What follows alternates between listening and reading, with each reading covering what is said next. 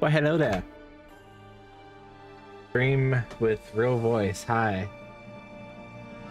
What is up, guys? We are playing some Snowbreak tonight.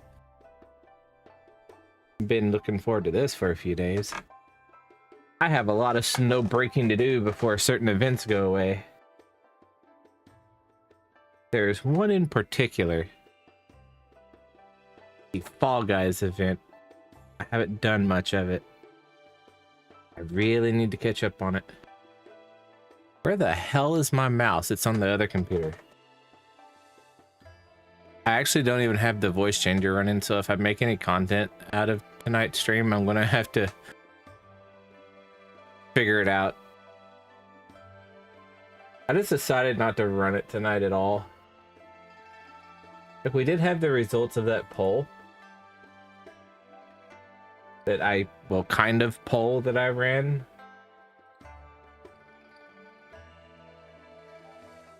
Just go over that real quick. So we had, for the I liked the AI voice but not the real voice, a whopping 0. Honestly, that felt really nice. Felt really nice, you guys. And I like the real voice but not the AI voice, 2. Well, I like the AI voice, but I'm glad people like the real voice over it. Even if I don't like it, I'm glad other people do. Number 3 is I like both, but prefer the real one. 6. I like both, but prefer the AI voice. 0. So no votes on preferring the AI voice over the real voice. And number 5 is I like both, have no preference. So plenty of votes to I like both, a couple votes to I like only the real voice, no votes to preferring the AI voice. So that's a thing.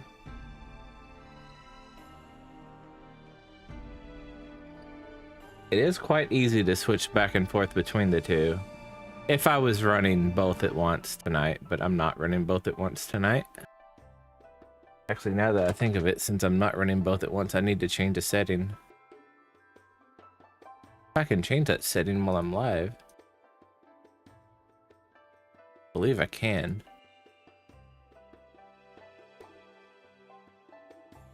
Yes, I can. Okay, cool.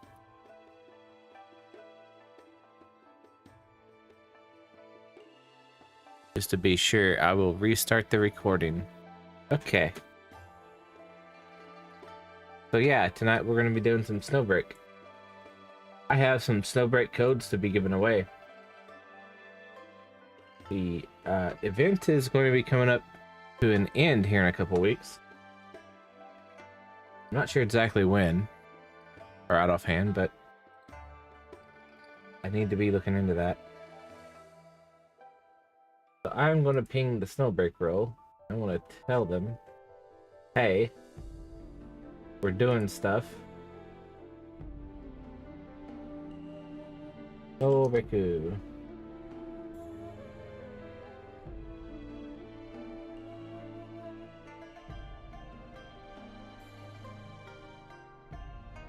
Cool stuff.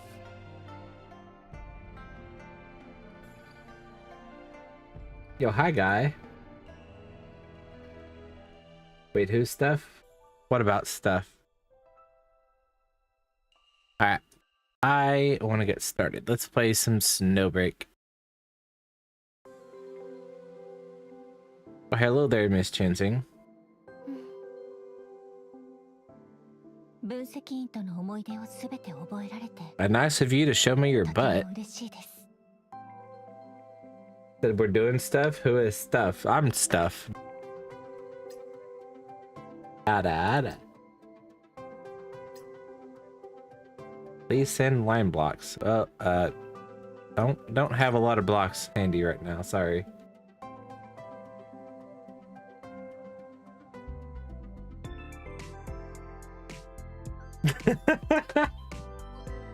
Ah, the eyes emote. Okay, I already logged on and did dailies, but we have a bunch of stuff to do. Let's see what all we can knock out. I think I can go over here and just be like, bloop. Now we're at 0, cool. Okay, let's go. Heimdall is still here. We have until 3/6, so yeah, a couple more weeks. Flash Roulette I need to work on. Defense Line 0 is not even available yet. Malefic Manor is out. For a few days into that. And Supreme Battleground, I need to do this. Part 2. I need to do all the parts, really, but... Wait, no, I did part 1 there. I need to do this one. Yeah, because time remaining 3 days, and I don't want to miss out.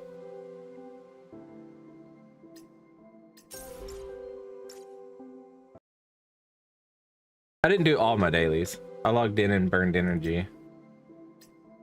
Benny wants to say hi. Why are you way out here?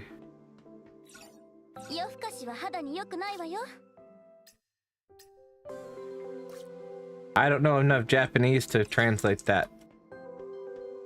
I wish we had English voices still. I spy a Cherno. Well, hello there.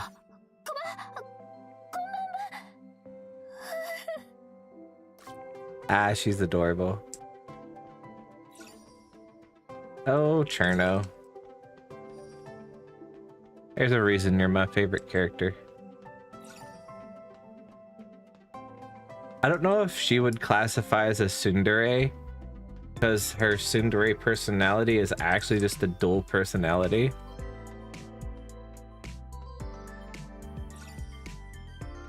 And that second personality, Mersalt, is pretty consistent with how she acts. I don't think that constitutes a tsundere. Could be wrong. I have a lot of these little cube thingies to pick up.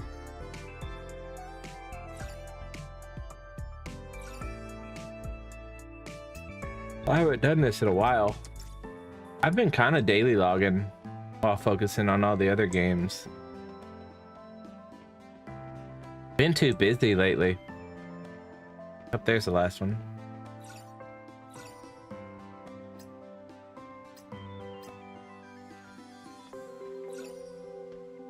Let's see. By the way, we are not strictly bound to just Snowbreak tonight. I might end up on Withering Waves at some point.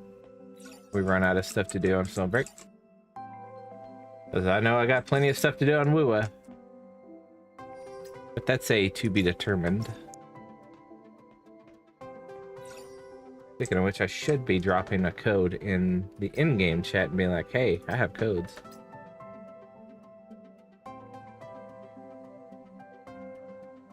Could also actually pull up my spreadsheet for that.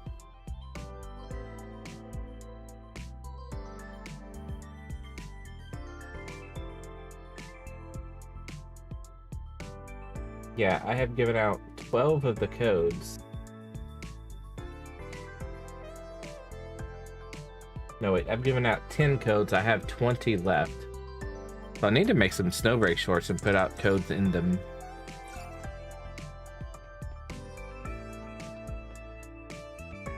Let's see, I had picked up 2, 3, 4, there's one more.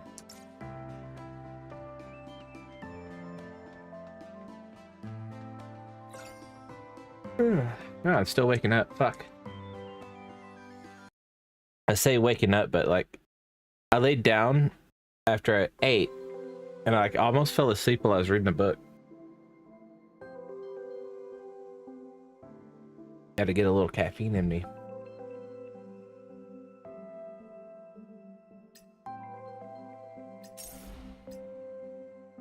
How many of these do I have? 56. Holy shit. That's a lot. There's also one other thing I was considering doing for this game, and maybe tonight's the night to do that. And that is to do a new player account. Another new player account. Right now, in my opinion, is one of the best times to start this game. Anytime that there's a free character is a really good time to start playing this game. 2.0 was a great time because that's when Life Infinite Sight first released and when Finny Starshine was given out for free. 2 point whatever the fuck Cherno's patch, or excuse me, that was 1 point. 1 point whatever Cherno's patch number was also a good time because we got Cherno, still one of the best DPS in the game. Basically every DPS is one of the best DPS in the game because we're still on Gen 1 for everything, except Jinxing's a Gen 2 unit, but I digress. We had Cherno and Anya for free. Cherno for pulling, Anya for free. And then 2.2, excuse me. In 2.2, we had Azure Paradise. We got Katya to pull, and we got Miriam Riptide for free. Those supports that come are usually, so far, always good for the banner unit that they pair with. Anya is a good partner for Cherno. Arguably the best. Starshine is arguably the best partner for Life. Miriam is arguably the best partner for Katya. And right now, I think Yao Nightglow might be the best partner for Jinxing. I'm not completely certain on that. I haven't had a lot of hands-on time this patch. But we're about to get some hands-on. So we have a lot to do. Got some events at the Malefic Manor, Supreme Battleground. I gotta do that. I want to do some more Fall Guys. Yes, there's Fall Guys in this game. I love this event. There is whatever the fuck this is. Don't know what this is. This will be my first exposure to it. A very long time ago in a galaxy super far away. Apparently we're playing Star Wars inside this game. On an unassuming planet. A legendary adventure transpires, I can words. The second installment in the Celestial Saga. Starward Defense. Young cosmic explorer receives a distress signal from the... Hey! I couldn't read all that. I guess this was a thing when Acacia had her first banner. I don't know for sure.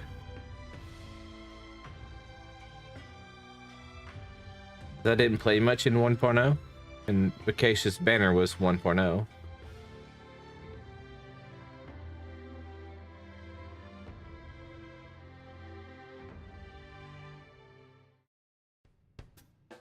Scrolled too fast for me to read. Hey, yo, that's Redacted's outfit.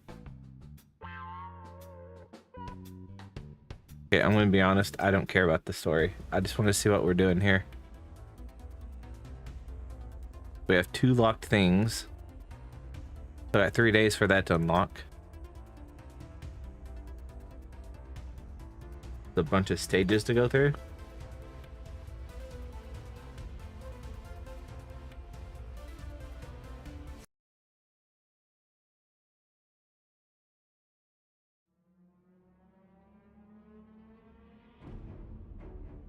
Oh, is it tower defense? Can't read any of that stuff.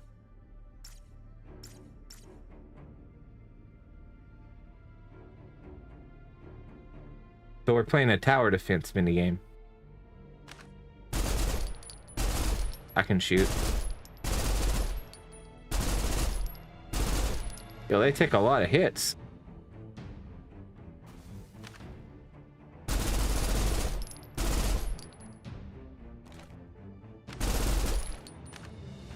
Oh wait, is that one's helping me? Okay.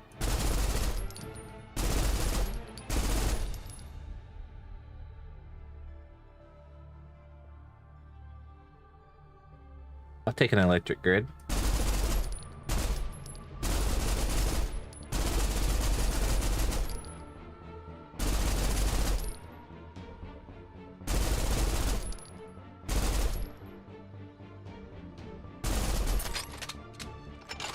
Oh shit, I'm out of ammo. Oh, it reloads. I have to reload a turret. I don't know how the fuck you reload a turret that damn fast, but okay.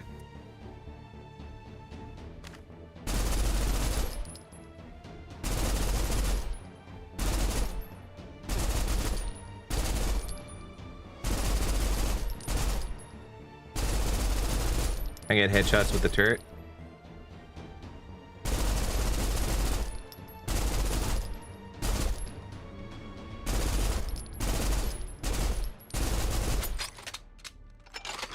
Oh, gotta reload the turret again. Why is this thing not just belt fed?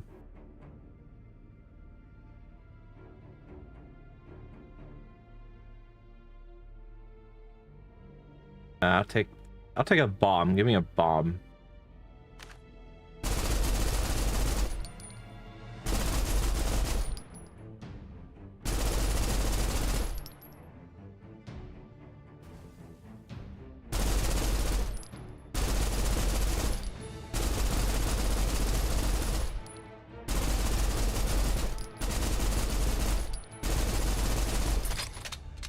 All right.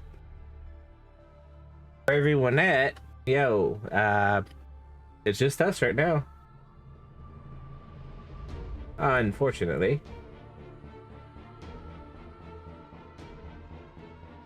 Yeah, I figure people are going to see my model, hear my voice, and be like, eh, about that. Turnover rate's going to be high.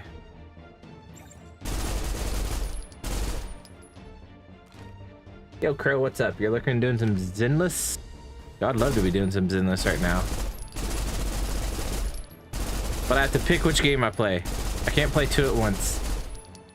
Guess technically I could try. I call it tab back and forth.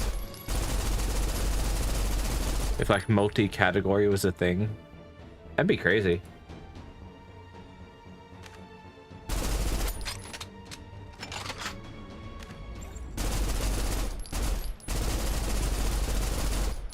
I'm gonna be real honest, this is fucking boring.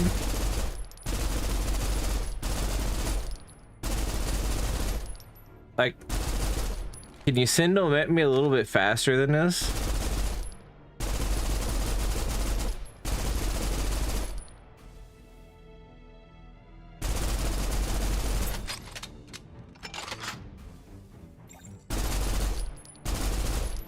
Like, there's no sense of urgency at all. Like, I don't even need those buffs. I have plenty of time to just shoot them down.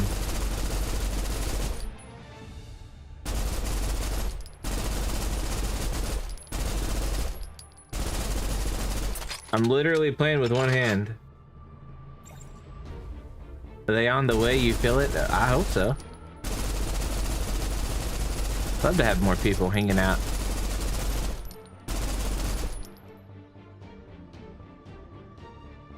AoE range. Yeah, I hope the next couple stages are a little bit bigger than or harder than this. This is kind of a snooze fest, not gonna lie.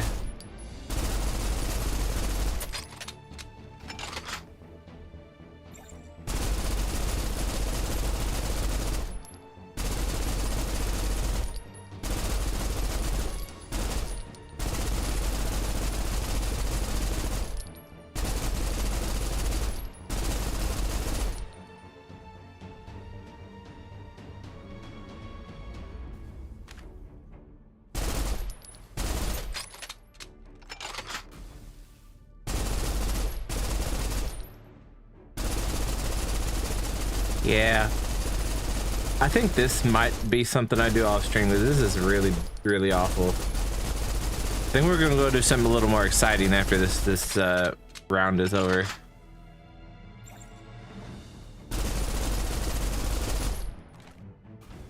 Are we done?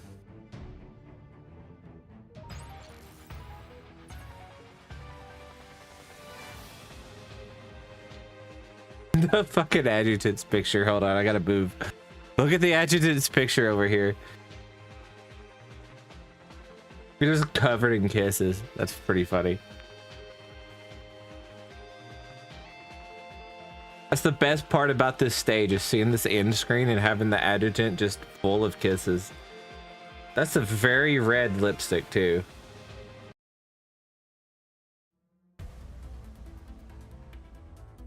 Yeah, I don't want to do this on stream. This is boring. I'm sorry, Saesung. This content's boring. I am 100% going to judge this off of the first stage. And that is fair because most people are going to get bored of something and drop something based on the first stage. You need to start strong. I'm going to do this in my own time off stream, probably on a Discord stream. Yeah, I'm good.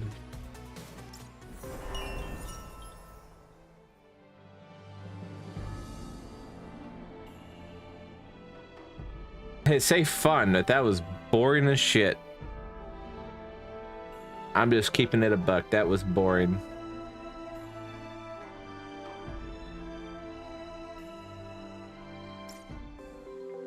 How about we do some weeklies? Oh yeah, Cerberus Pyroclast.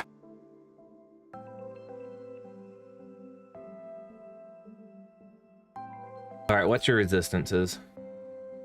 You're very weak to frost. You're about even to everything else other than thermo. You're very strong to thermal. You have a little bit of electric. All right. What about whoever the fuck this is? Very strong to thermal, weak to electric. All right. A little bit strong to frost. So I'm thinking I use chaos on the top, electric on the bottom. So we'll build a team like for the bottom. Let's start off with Ginseng. Let's also throw in Night Glow and Starshine. Yeah, let's see how this goes. Should be all right.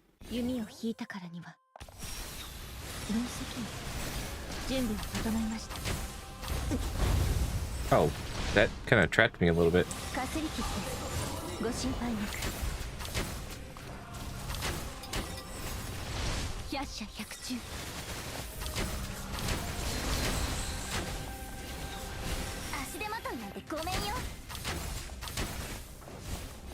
I know you're immune, but I can still stack on you. What the hell is this boss from? I actually genuinely don't know what this boss is from.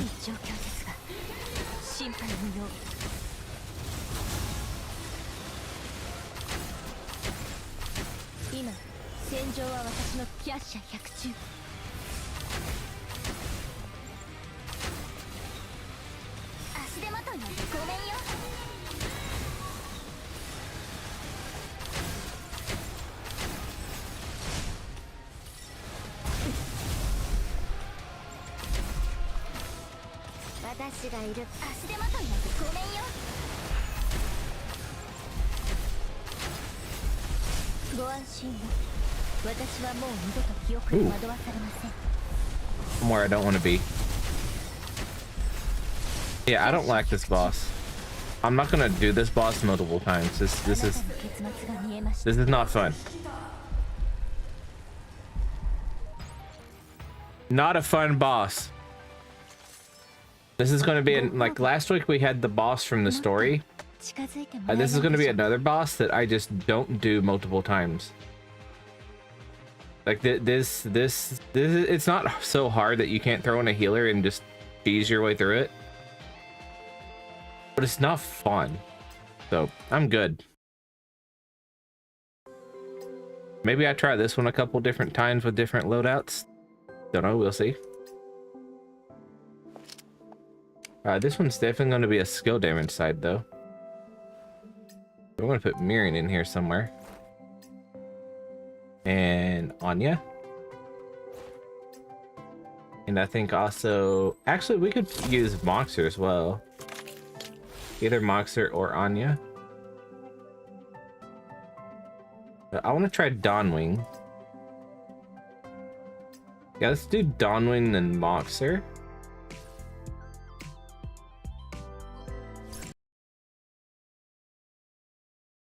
And then I'll do Cherno.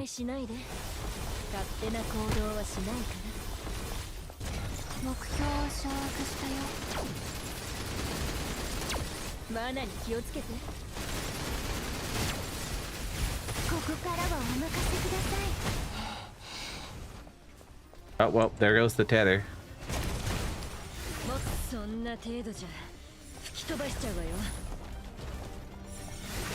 Like, I can't dodge out of that.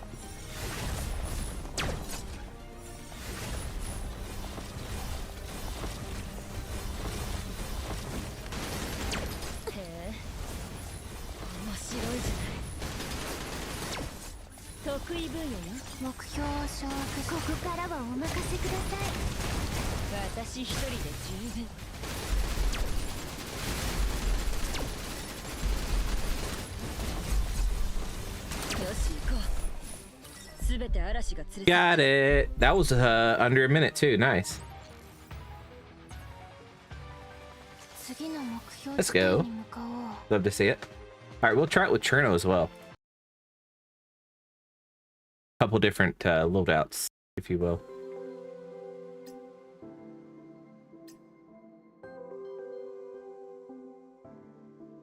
Oh, I hit the wrong button.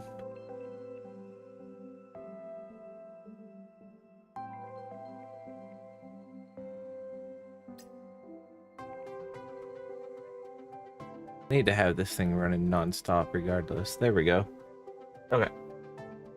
We're gonna pull in Cherno. Where's my mouse at? There it is. Found it. Alright, Cherno. My favorite DPS in the game. And I'll put in Anya over Moxer.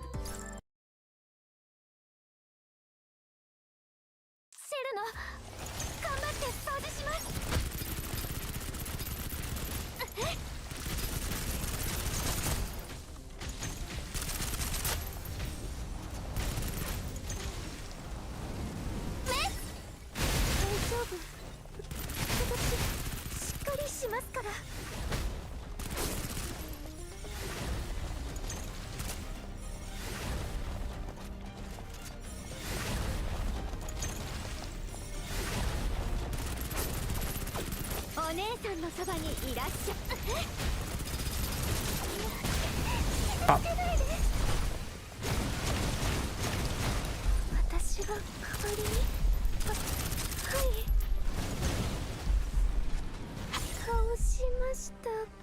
A little bit faster. If I really wanted to, we could sweat, but I'm content with these bosses only getting, you know, 1 or 2 clears. This is all right. 35k is just fine.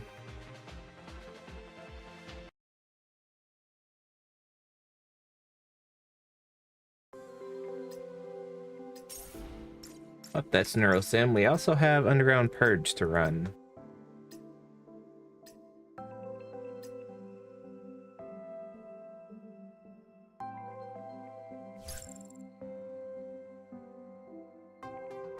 Yeah, I think this loadout will be just fine.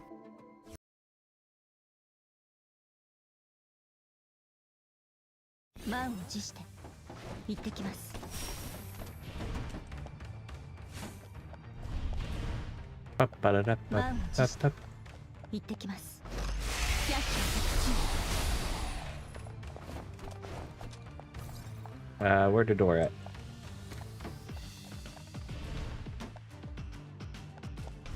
Even on the hardest difficulty, the Jotun tunnel is really not that bad.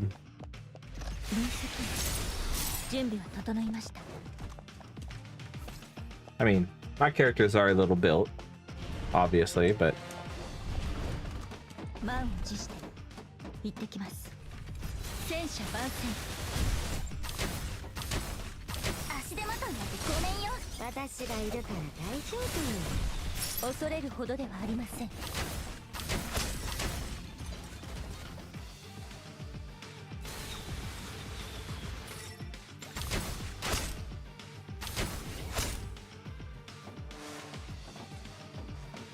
Where'd the door? Oh. I didn't know I was in the third room. Thought I loved this outfit. Just look at the back of this outfit.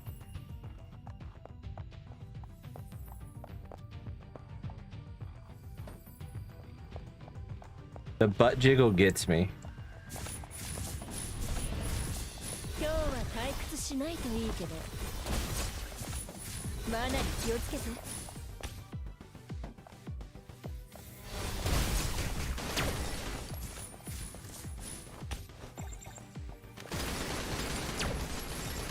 They're kind of far over there.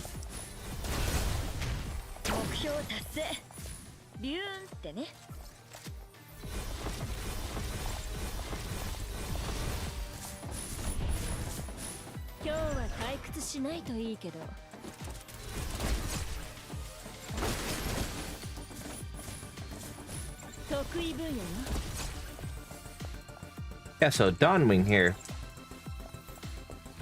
Yeah, you use her skill, you land on something, they go boom. It looks cool, you've never heard of it. So this game is Snowbreak Containment Zone. It is, in the words of Seasung, a waifu shooter. It's a gacha game.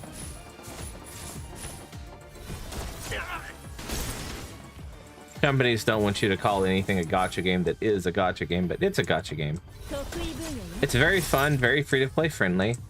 I've actually been talking about doing a new player experience video, another one. I have one out now, but that one was based on 2 patches ago. So I'm thinking about putting out another one.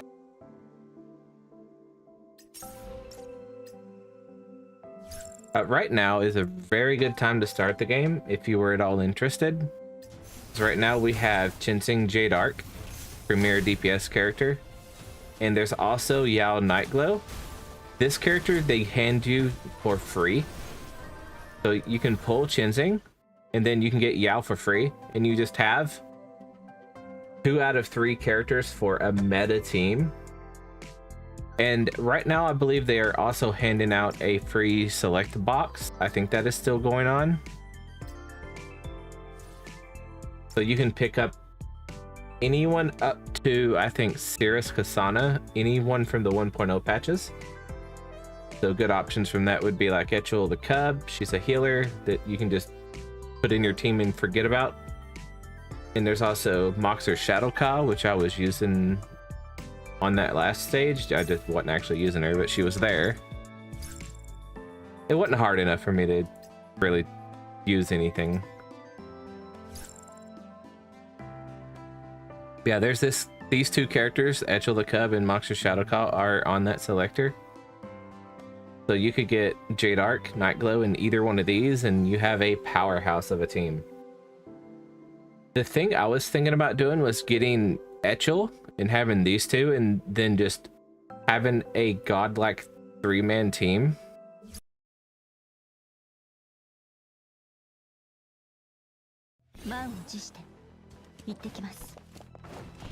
And just seeing how far I could get with a new player account doing that.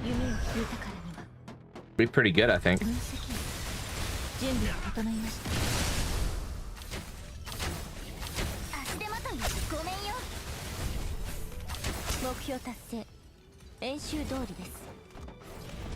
Yeah, either I start that new player experience project tonight, or I do it like Monday. I'm not sure yet. I'm thinking maybe I do it tonight.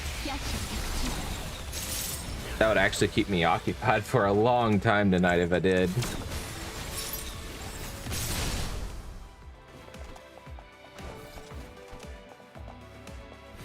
Still no English voice acting though. We lost English voice acting back in right after Moxer's patch. That was 1.4 or so.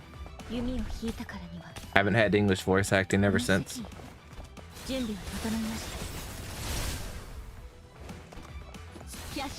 Snowbreak wasn't making very much money, so they couldn't afford it. Hi, Dogek.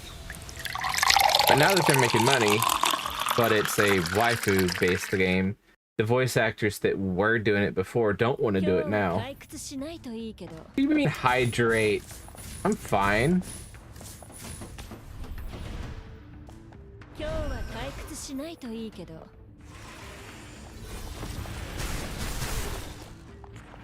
Hard to play with one hand on this game. I needed one hand to drink the drink with.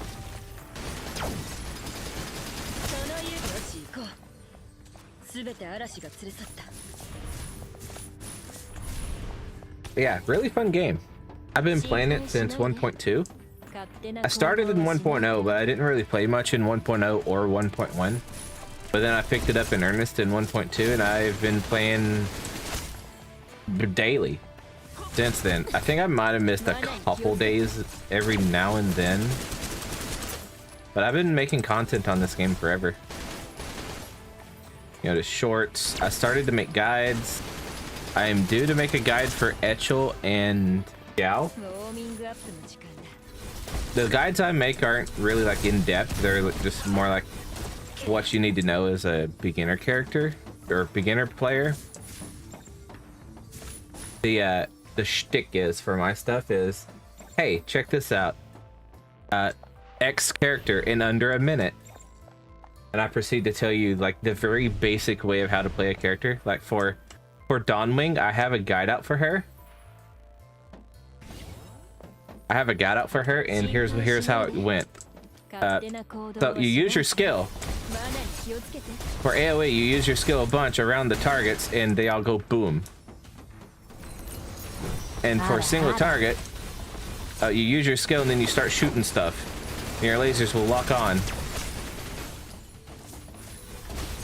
And you can also use your ultimate, and then it works in both situations.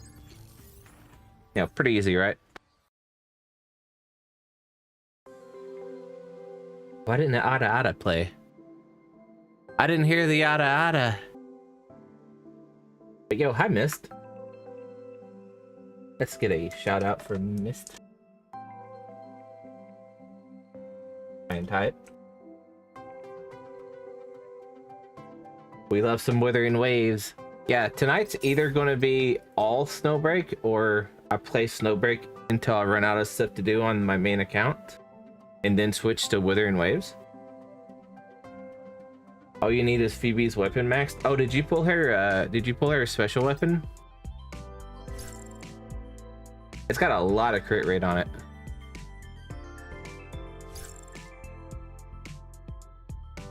It's really unfortunate. Like, if her weapon had crit damage on it, I would have pulled it. But since it's crit rate, I decided to skip it. It does, having all that crit rate, it does make it a lot easier to gear her. You don't need anywhere near as much crit on her gear. You can run crit damage, forecast echo, and you can focus on trying to get like attack percent, crit damage, basic attack, and liberation on all the other slots. Like, you're one less stat dependent, so it's easier to get the other stats that you want. But I'm being very frugal with my pulls. I'm trying not to pull stuff that I don't like illicitly need. Her weapon is really nice though. There's a fair chance I get weak and pull her weapon just because it is, to be fair, it is really strong, but it's also really cool looking. Like, it looks like an astrologian tool from what are those things called? I forget what they're called. The little ball in the card deck thing. It looks like an astrologian weapon from Final Fantasy 14.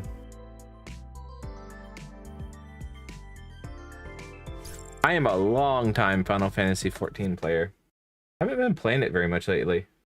Might pick it back up. Leading into the next patch, whenever that is. I think the next patch is coming in the next, like, month.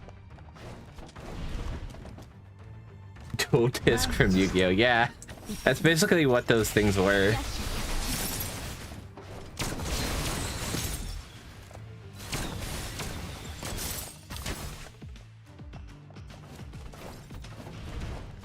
I also really like Chinzing here because she has this twirl thing with her dodge in the arrow. She's got a witch's broom-like animation, does she? Like, is that one of her idols? I don't recall that.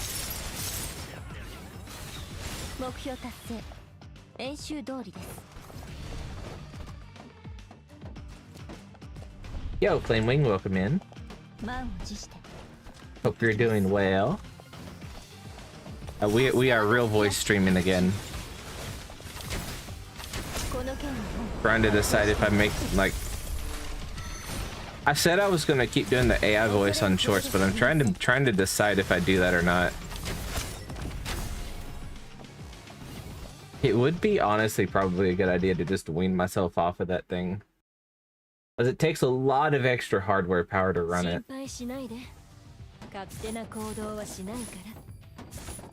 Here's the door. You can fly with her in other regions? Like actually fly, or just like her aerial attack you can do.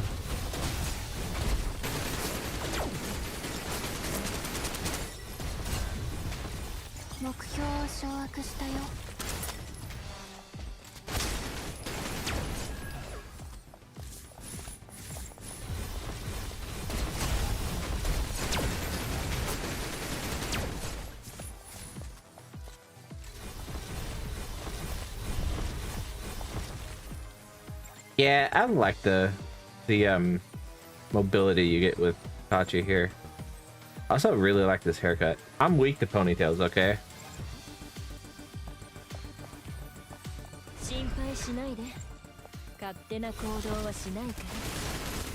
In fact, I wear ponytail all the time myself, even when I probably shouldn't. Chat, wearing a ponytail to bed, not a good idea for the health of your hair. Don't do what I do. I've regretted it and I do it anyway.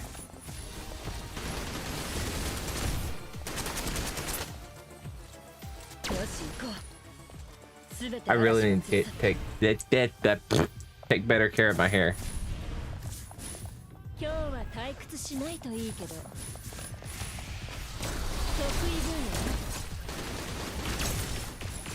Her arrow lets you use her broom to fly glide. What? You're kidding.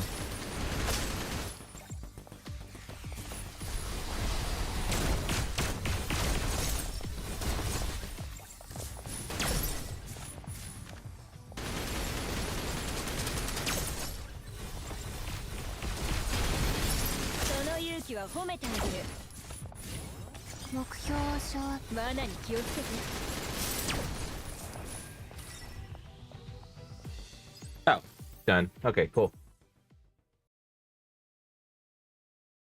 You can use it 2 times, dodge cancel, then use it 2 more times. Okay. We might swap over to, instead of doing the new player experience thing tonight, we might swap over to Wuwa then. But you're getting me excited.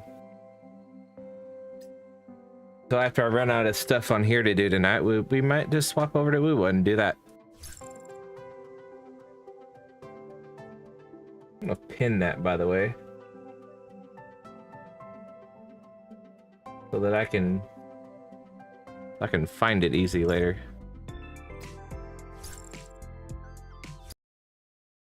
If that's the case, that might actually get me to explore some more in the old world. I don't like exploring in the old world. I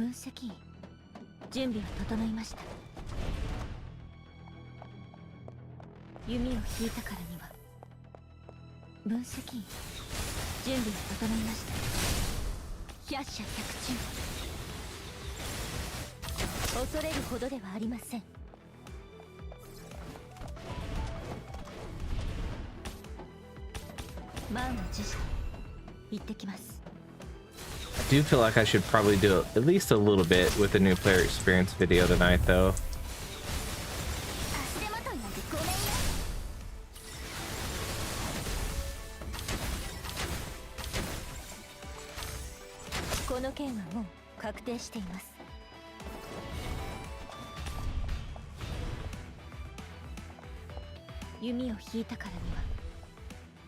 分析準備が整いました。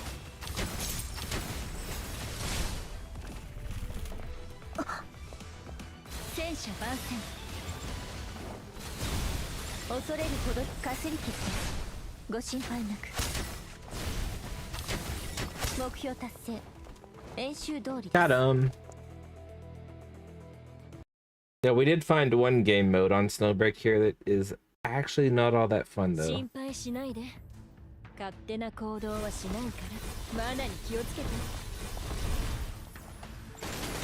I did one stage of it, and then I just decided I'd do it off stream, because it was actually pretty boring. Maybe it gets better. I don't know, maybe I should try to do the rest of it on stream too. But man, it took a long time to do that one stage.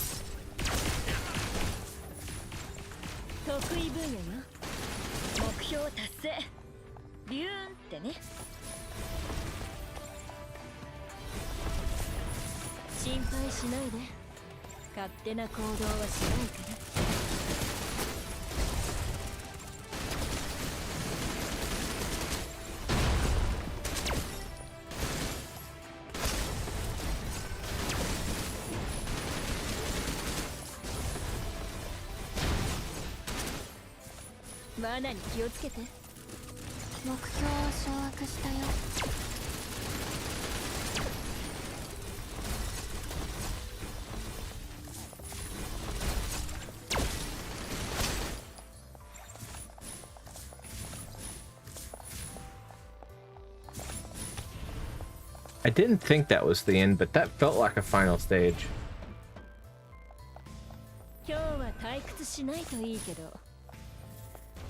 I take it back, this feels like a final stage.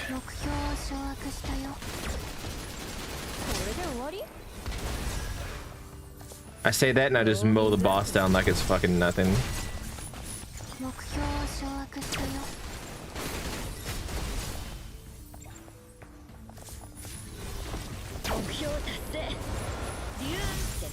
There were bosses there, and then there weren't.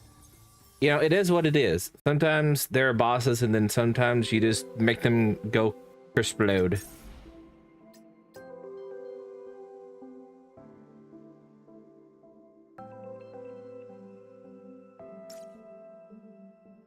Alright, so we got Neural Sim done. Out of curiosity. 3.7, I'll take that. I am not going to sweat on those two bosses. Those bosses are ass. Malefic Manor resets. Oh. I know what this is.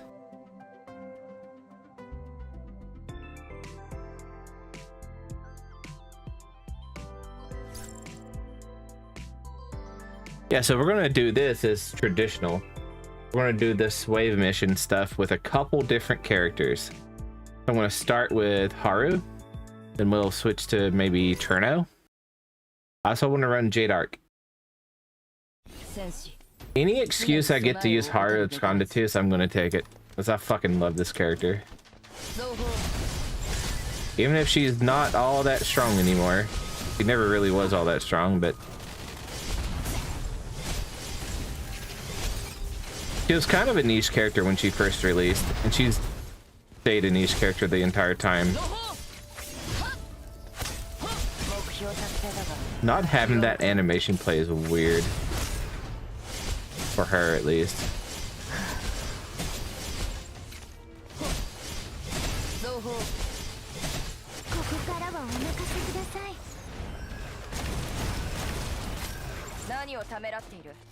I didn't mean to do that.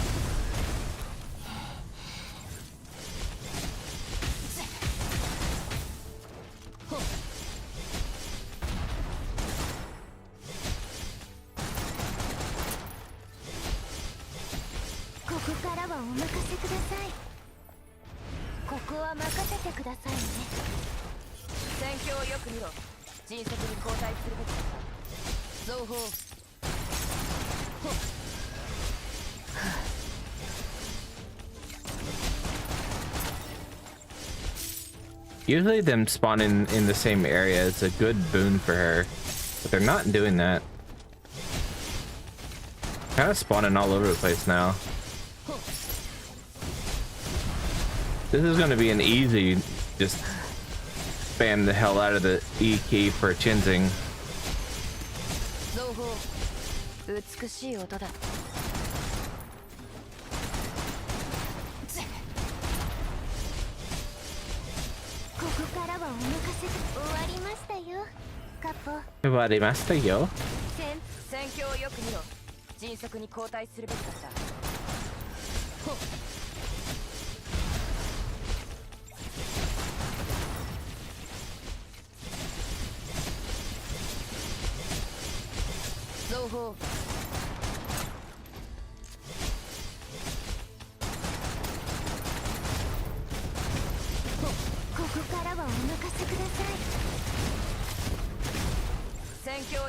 This boss is a little beefy for Haru.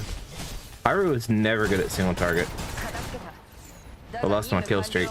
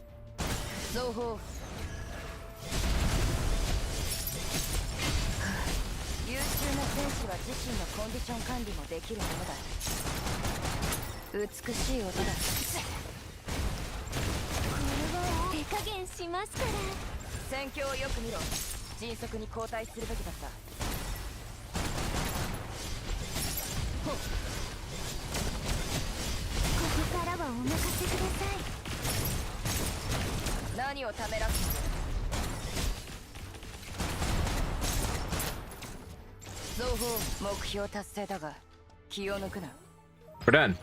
Nice. Yeah, the one big mob that had a bunch of HP kind of just derped it. Third of hitting 4 mil. 4 mil in what scenario? This is important. 4 mil in what scenario? Because if she's hitting like 4 mil on a Calyx, that's bullshit. She's hitting 4 mil in Simulated Universe. You could probably do better. Like, what's the scenario with this 4 mil? Like MOC, Pure Fiction?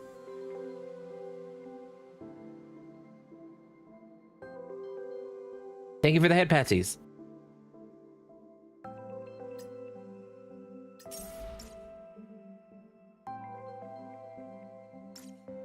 Okay, so the next run. Next run, I think we're gonna play.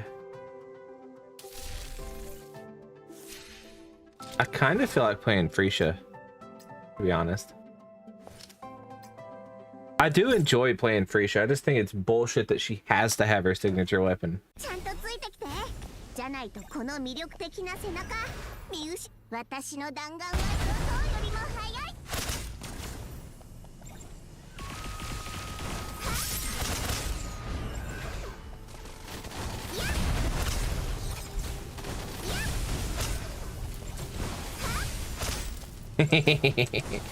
There's something just entertaining about just doing exactly what I'm doing right now.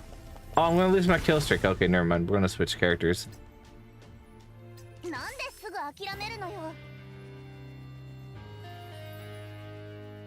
Not very free of her to be like that. Yeah. She's a fun character, but requiring her weapon kind of just ruined it for me.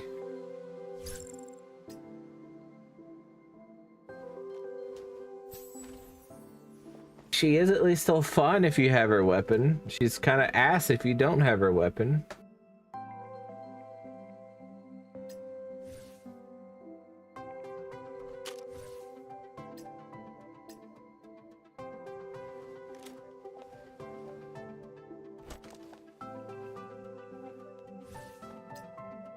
Do this.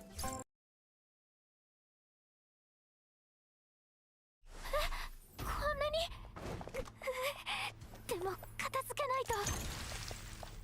お姉さんのそばにいらっしゃい。 Pray and pray, bitch.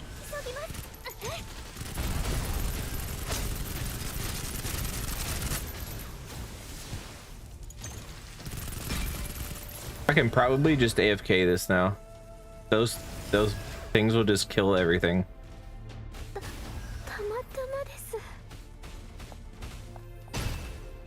Yeah, just look at that. They're just dying.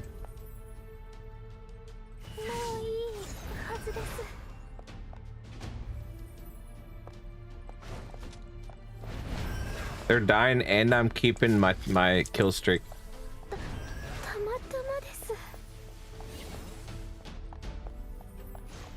Ah, there's a reason why I like Trino.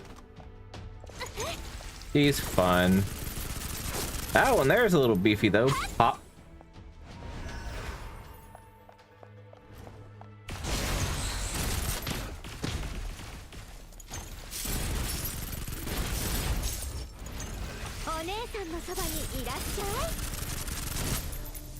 Yo, what the hell with my fire rate? It's firing a little fast for... Okay. I'm down for turning this submachine gun into a heavy machine gun.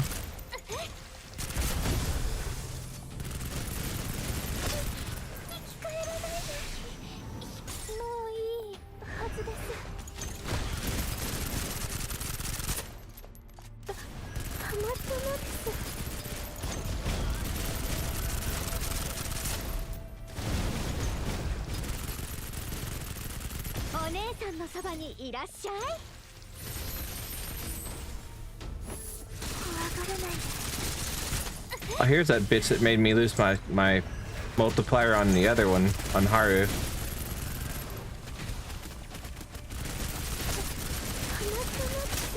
Yeah, Trino's just good at everything.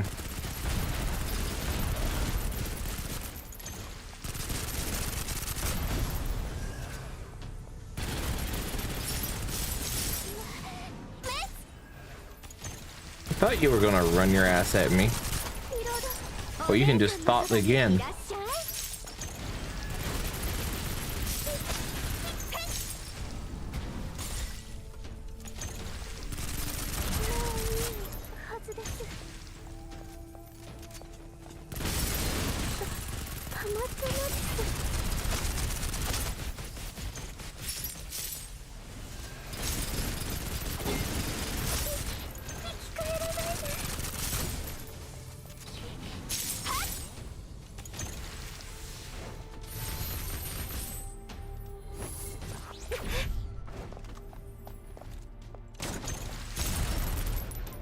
I didn't know that mob was still there. I was like, where the fuck?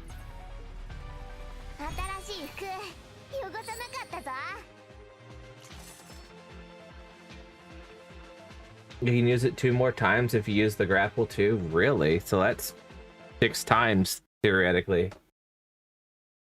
That'll be fun.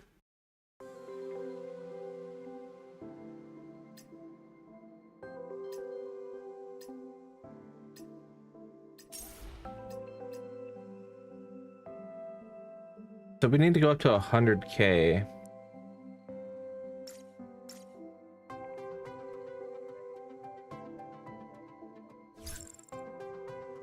Ah, rate of fire by 30% after using Cinder skill. That's why Turno was shooting so damn fast.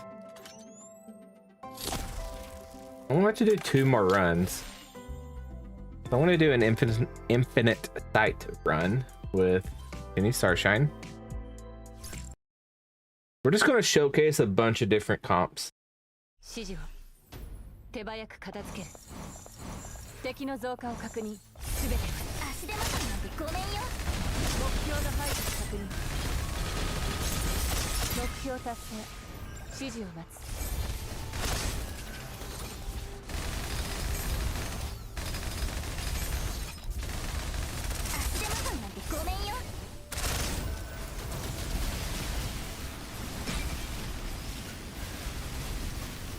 How easy this ult is.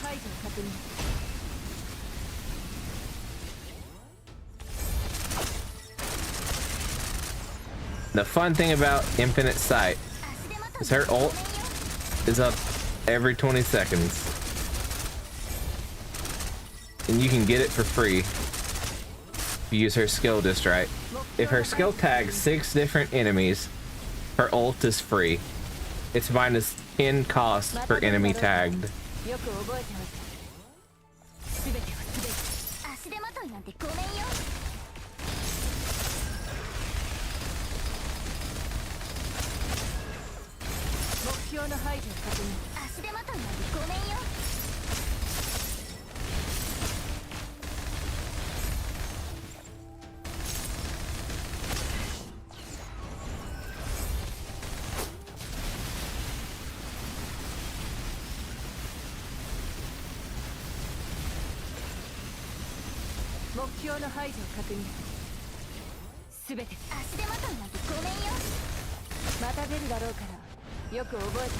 She's really good at AoE, she's really good at single target. Anytime that Life's banner is up, it's a good time to start this game.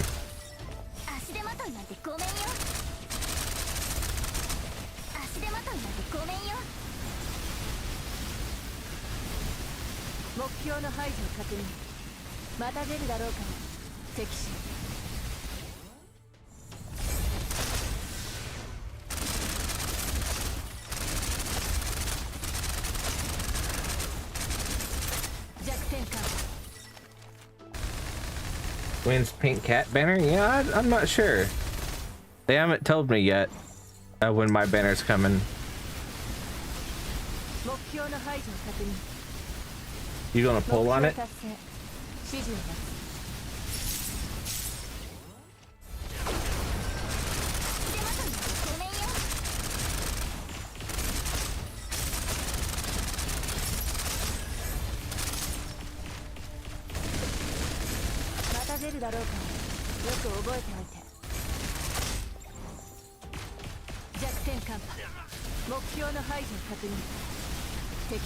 So how far are you going?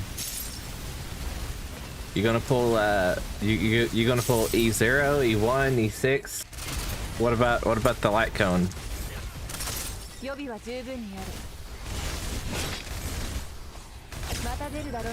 Unlike Aglaya, my unit will be perfectly fine at E0 and will not require the light cone.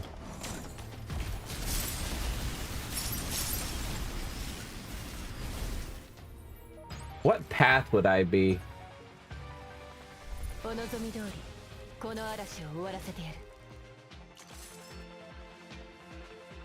What path would I be? I'm not insulting the queen.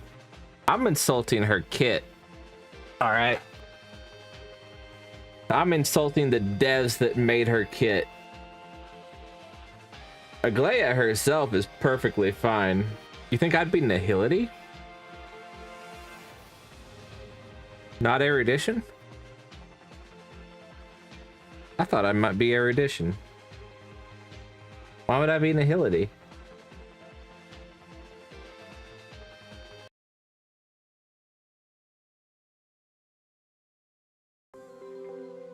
Oh, is it because that meme I posted the other day where the M, A, Y, and the M, A, and Y were all crossed out, so my name was just a blank? I guess that would make me Nihility, wouldn't it?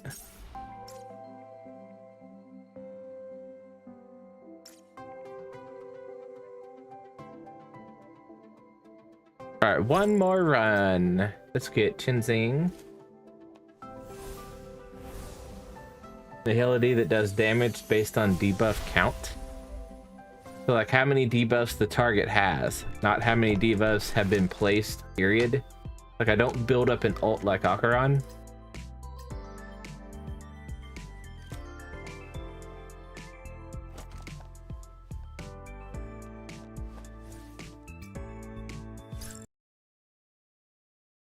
That would be pretty cool.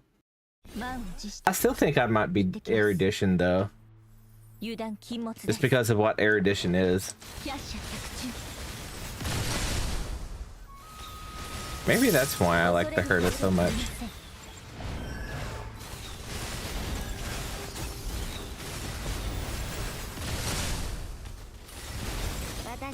から大丈夫。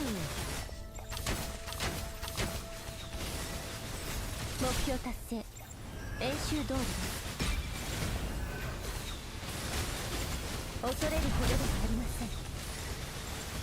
ご安心を。私はもう百射百中。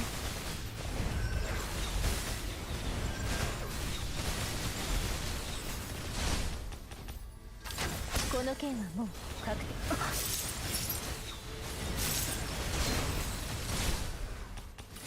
恐れるほどではありません。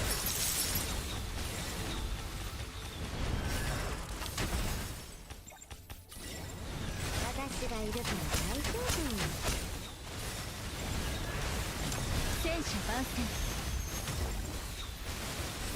この件はもう確定しています。I might be able to get away with doing this without a healer, but it's kind of too late.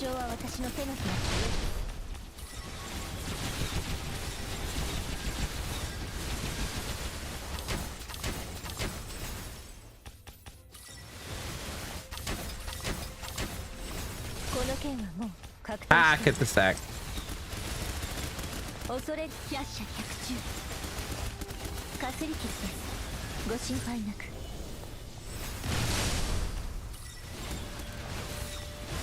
目標達成。演習通りです。Nihility parentheses erudition. I'd be a dual path.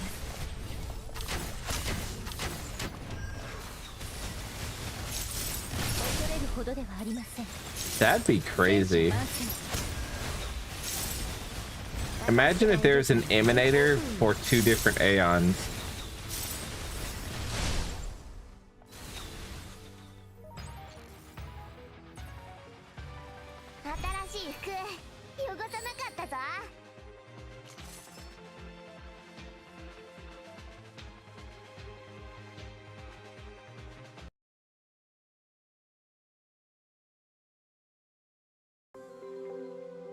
Know how Acheron is basically an erudition? What do you mean?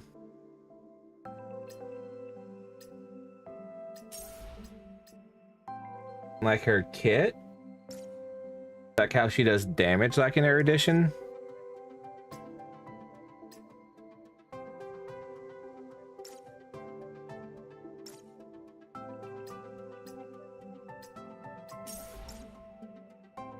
Oh, I need to do Gigalink.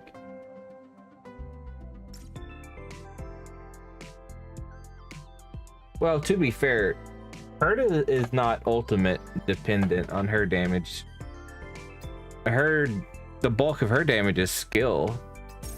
Yeah, her ult hits hard, but like, it's like a 70-30 split, I think, ultimate to skill damage.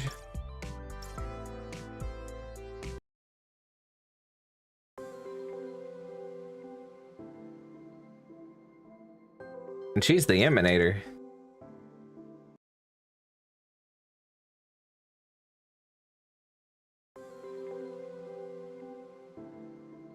What was I about to do?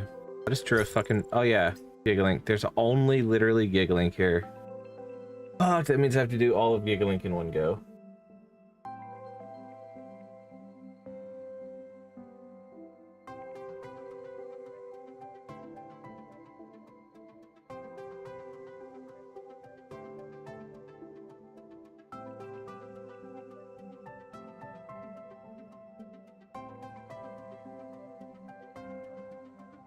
Until third erudition with ult damage. Well, no.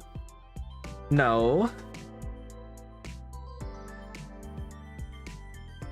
That was just Argenti.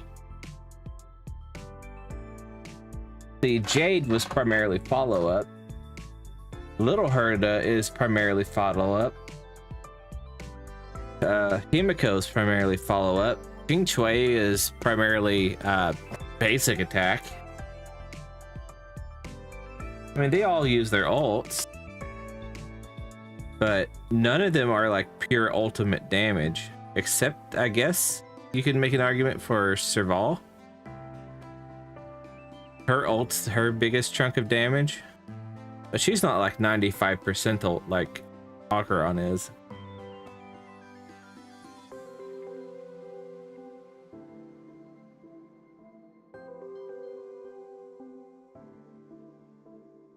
Now, Herta is reliant on using her ult. You won the 50-50 for obtaining the Aglaya on Star Rail. I think you lost your 50-50. I'm gonna be honest with you. I think getting her it means you lost your 50-50. I'm sorry. She's kind of... If you're going to try to pull for her light cone, don't get her light cone. Pull an extra copy of her. Her E1 is her light cone. Her E1 is where her unit exists. Her E0 just kind of... She's a 4-star with her E0.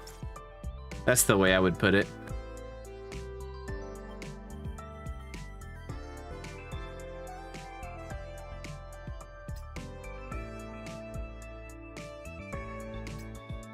Yeah, so I did everything here, right? Yeah, we're good.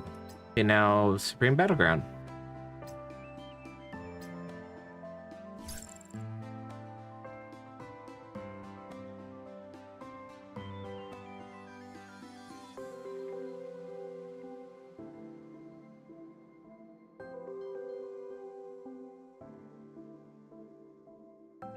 Jade's follow-up attack is kind of buns outside of ult state. Yeah, I mean, like, Herta's skill damage is enabled by her ult.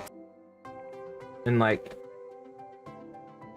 Jade is enabled by her ult. Like, they all rely on their ult, more or less. Like, Chainshui uses her ult and she gets a free enhanced basic.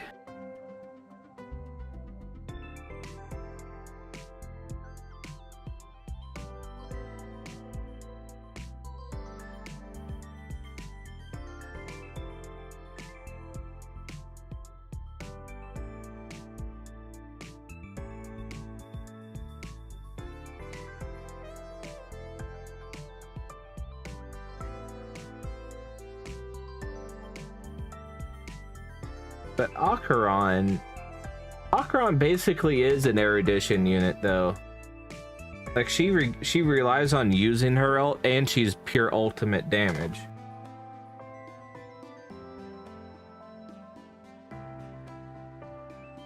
Imagine that. The Emanator of Nihility is basically an erudition unit.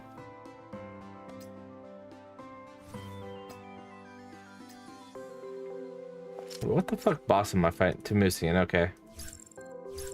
I definitely want to use something that doesn't require hitting weak spots. So Anya and Mirian. Where's Mirian? There she is. Already selected. Maybe I use... Actually, maybe I use Shadowcaw.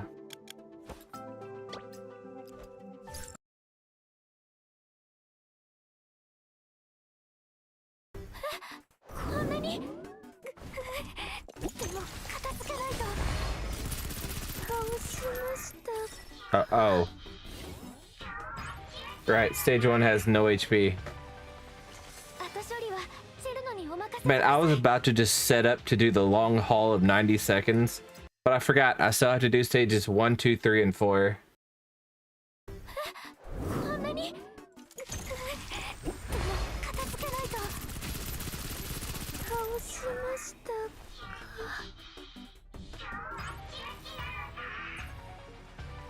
Can you DM me a picture you got of Aglaya with Sunday's Halo? Sure.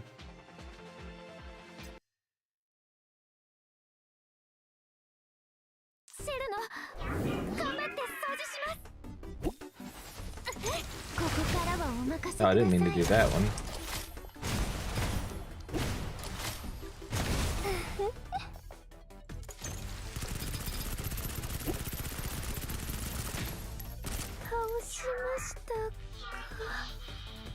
Alright, let's see this.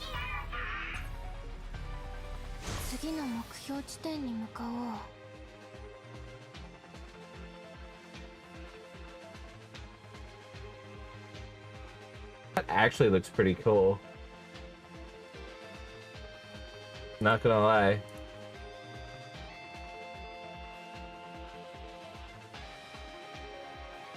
Yo, chat, check this out.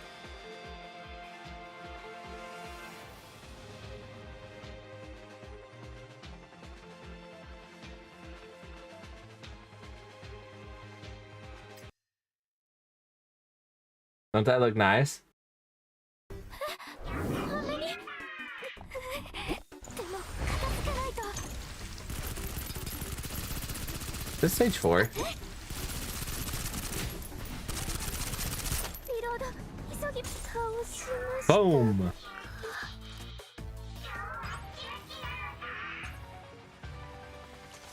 嫌いなものはすべて処理しました。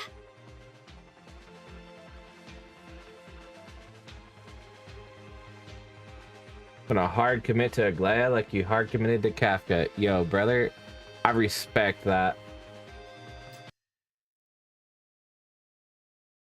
I wish you luck. シェルノ、頑張って掃除します。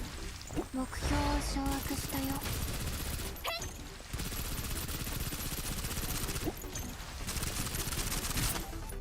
いや、メス、ここからはお任せください。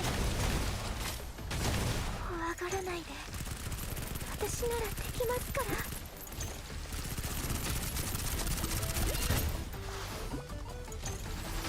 リロード急ぎます。早くしなきゃ。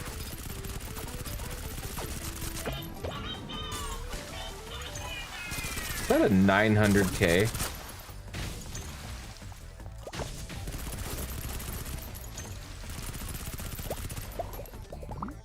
目標を掌握。ここからはお任せください。手加減します。私が代わりに。はい。 大丈夫。私しっかりしますから。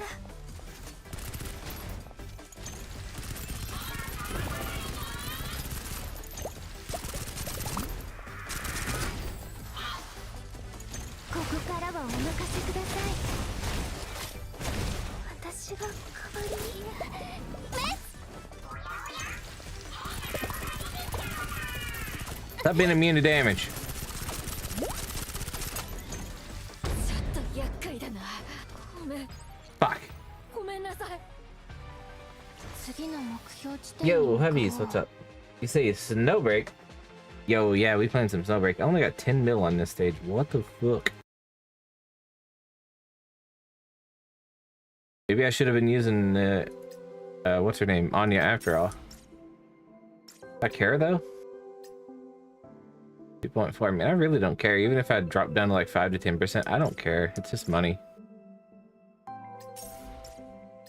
So Splash Roulette, still got plenty of time. Star Master, still plenty of time. Heimdall, still got plenty of time. All of this, still plenty of time. Yeah, I don't want to do this. I don't want to do this on stream. Fenceline Zero's not here yet.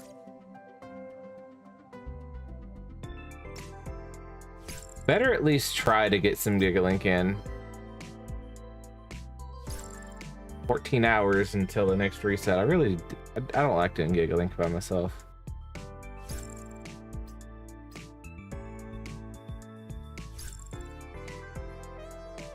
Okay, I tried.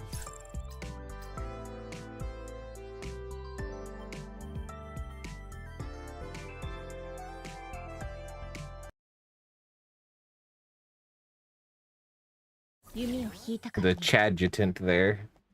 I don't care about buffs. Heck your buffs. Don't eat them.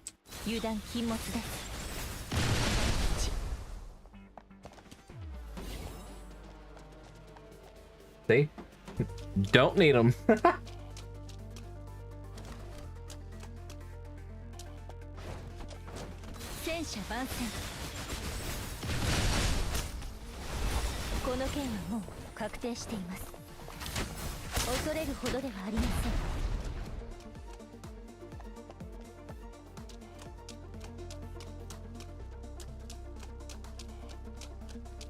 Just tap her E, throw from left to right or right to left, tag everything at least once and go boom.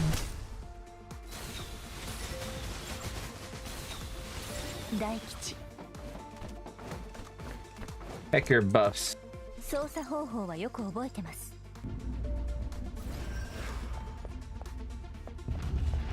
Oh yeah, I need to look at the Honkai live stream. I think maybe after we're done with Snowbreak we do that and then we talk about playing something else.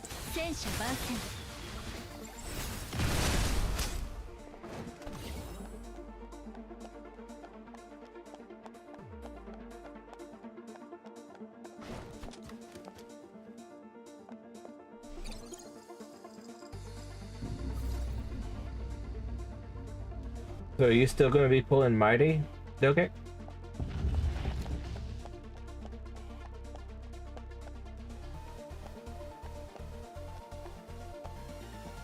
Oh wait, Dogek, did you get Aglaya? 恐れるほどではありません。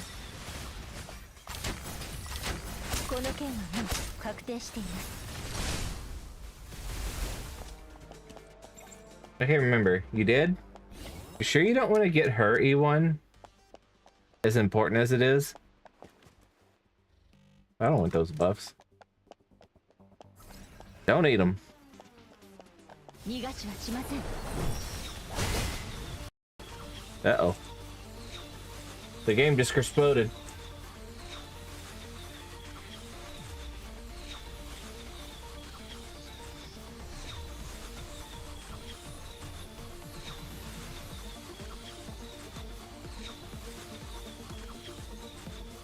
Fuck's sake. These games, and they're crashing in ways that don't actually close the game.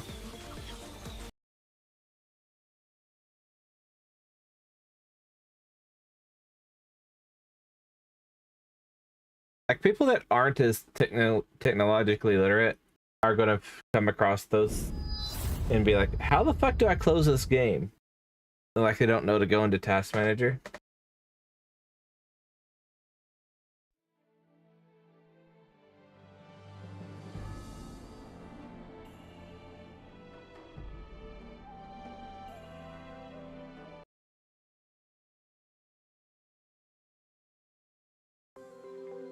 Yes, let me what the game? Fuck.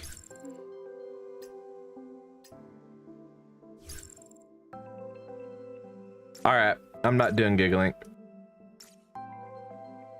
If a DC is gonna completely kick me out of it, fuck it. I'll go a week without Gigalink.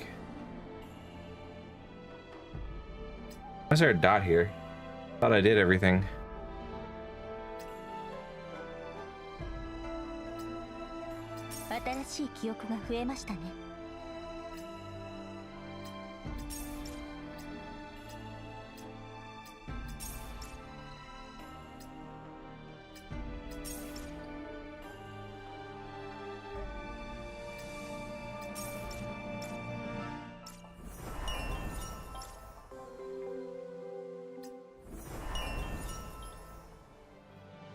I guess we're good here. I can take a short break and then we'll move on to we'll watch the Honkai Star Rail live stream. I heard that that Honkai Star Rail 3.1 is looking not that great.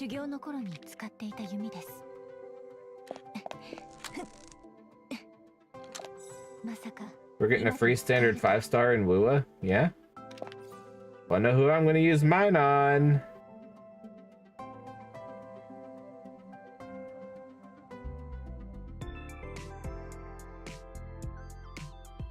I just dropped something, but all right, I'll be back in just a few minutes, guys, and then we'll watch Honkai Star Rail's live stream.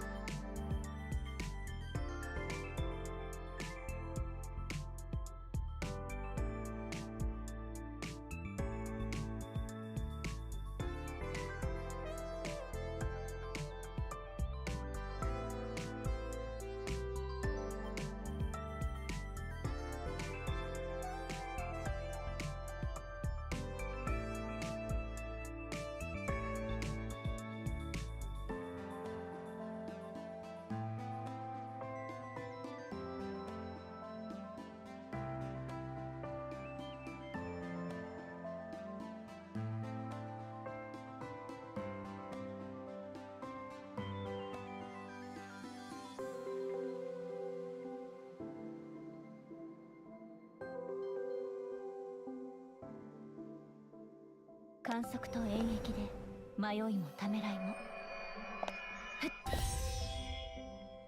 すべて打ち払って差し上げます。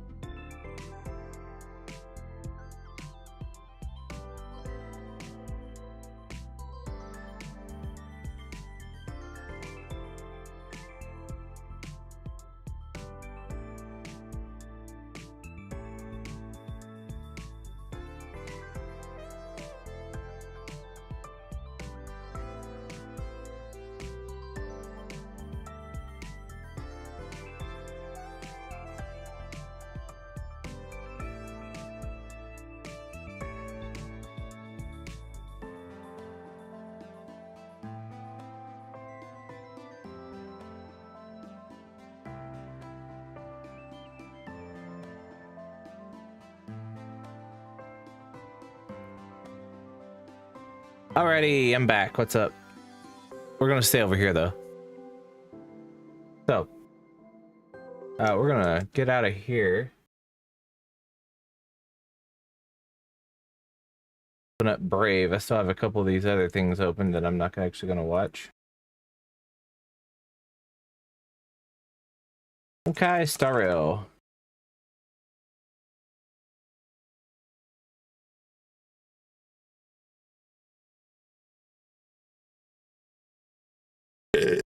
Excuse me. Yeah, we're gonna watch the Honkai Star Rail 3.1 live stream now. It was 48 minutes.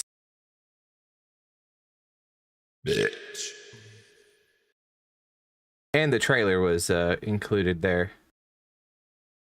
Did they show the trailer in the live stream?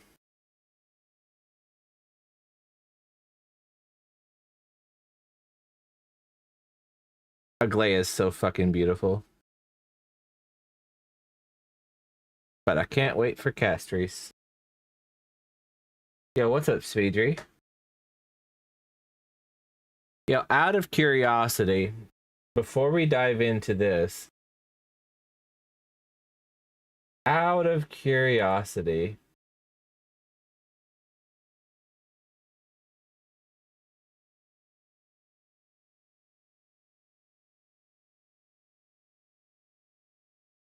I want to look at something.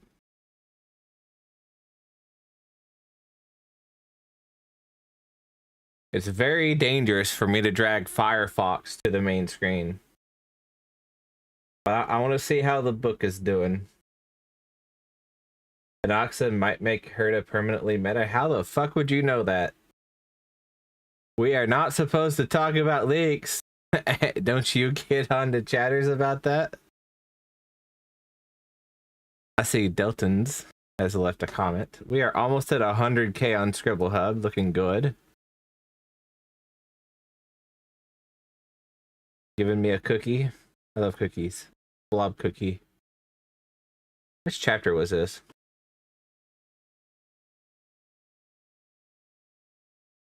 Ah, it was that one. Okay. We got a couple things here. We're at 113 on Royal Road. Looking good. Getting on up there.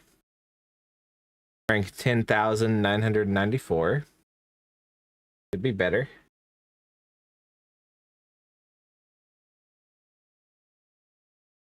This Null person's name is so funny to me. Wait, Speedry, did you backtrack and comment?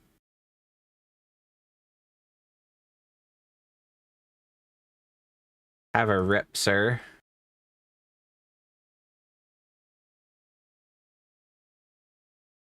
Have another rep, sir. And then Null 404.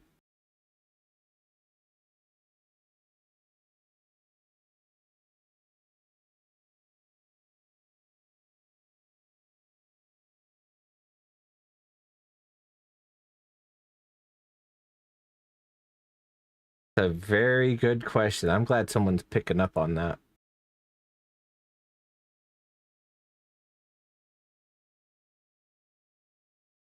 All right. Tapas is usually a dud. Well, we got 132 views on Tapas. Holy shit.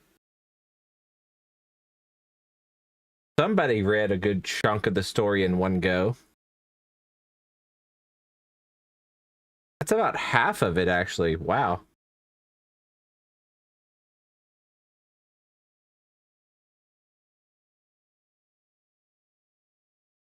Hey, what are you talking about?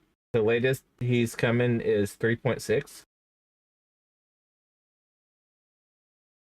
Anaxa is coming in 3.2.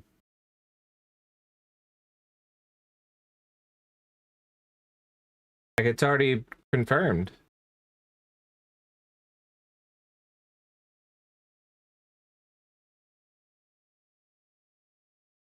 Let's see, what about Wattpad? Still at 8.7, no notifications. Yeah, this is because Wattpad, very unfortunate. Wattpad has a hard chapter limit of 200. 200. And I have over 200 chapters on all the other platforms, so I have to put them all into single chapters here. So instead of having like parts 1, 2, 3, 4, etc., all of them here are just the entire chapter in each part, which means releases for this only happen once every month or two, depending on how long the chapters are. Okay, here's all of the parts that used to be published that are gone now. Yeah, chapter 36 is scheduled to release next Friday. That's when the final bit releases on all the other platforms. I feel dirty doing that though, but I can't release them one part at a time.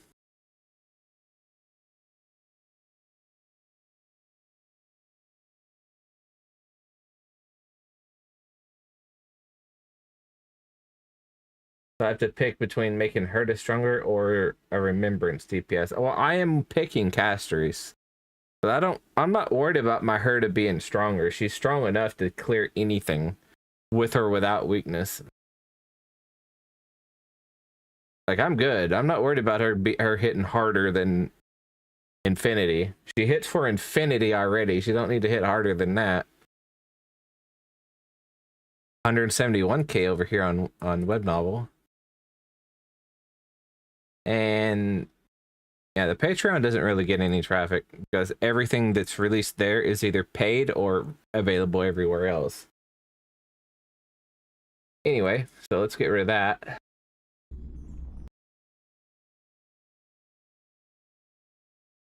Restart the recording, and yeah, so I did not watch this live, but I heard a couple things about it. Apparently My Day's kit and Trivia's kit were teased in this. I heard people say that it's generally kind of mid. Oh, hey, Arcor. Thank you for the resub. 9 months. Hell yeah. I feel bad not returning a sub, but I don't have my Prime sub anymore.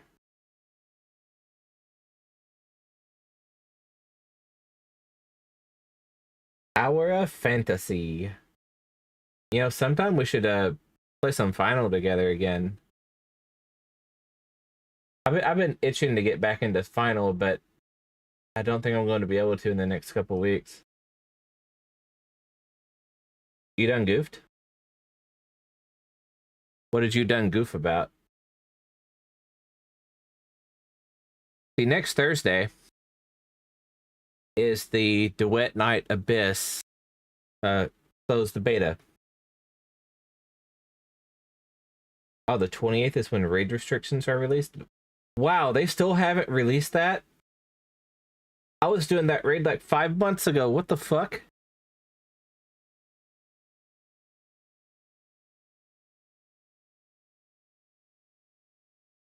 Oh, you thought this was a raid? No, Arcor is definitely on my permanent shout out list, though. We'll always give Arcor a shout out. We've been following each other since, like, what, December 22? Hold on. What's your follow age? Your follow age and my follow age to you are about the same.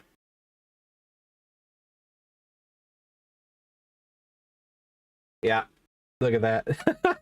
2 years. Jesus.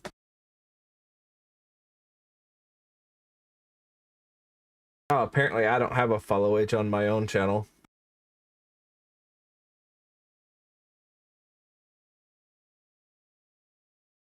I am not following myself. That's unfortunate.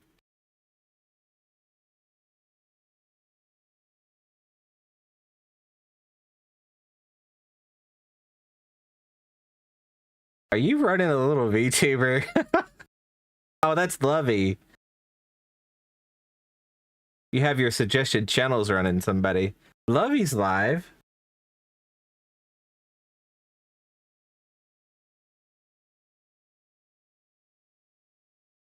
I'm following so many people right now. I need to clean this out at some point. Yo, Leon's playing something. I haven't talked to that dude in a long time. I'm not following Lovey. No, there she is. Yeah, let's check this out. So in Arcor's chat, I think this will work offline since it's Stream Elements. Let's find out.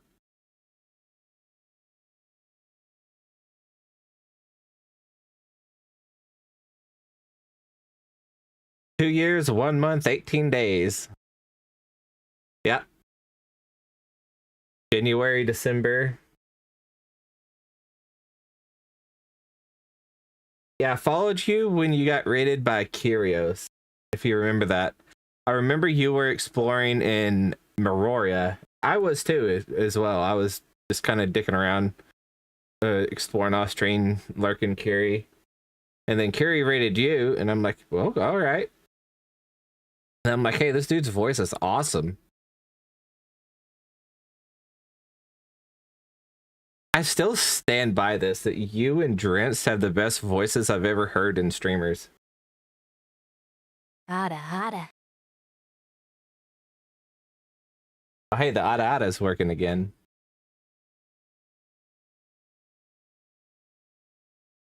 Oh, I just realized I was covering that up. My fat ass was on top of your chat, so y'all couldn't see it. Whoops.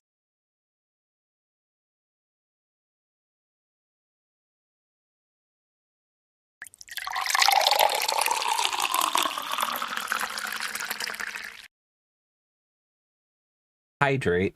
I actually have an empty cup right now. Why you gotta redeem my hydrate when my cup is empty? Come on. Making me get up out of the chair.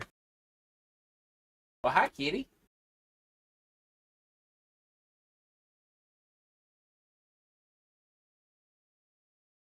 Oh, I actually gotta put some more bottles of water in my fridge. 1 second, guys. What's a spray bottle for? I have a wireless headset. I can hear it over here.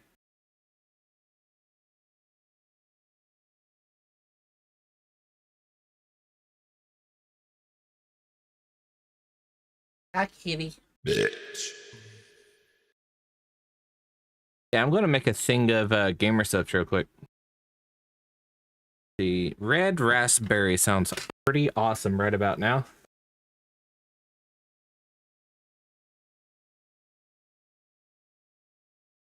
But yeah, that was not by accident that you didn't know I streamed right yet.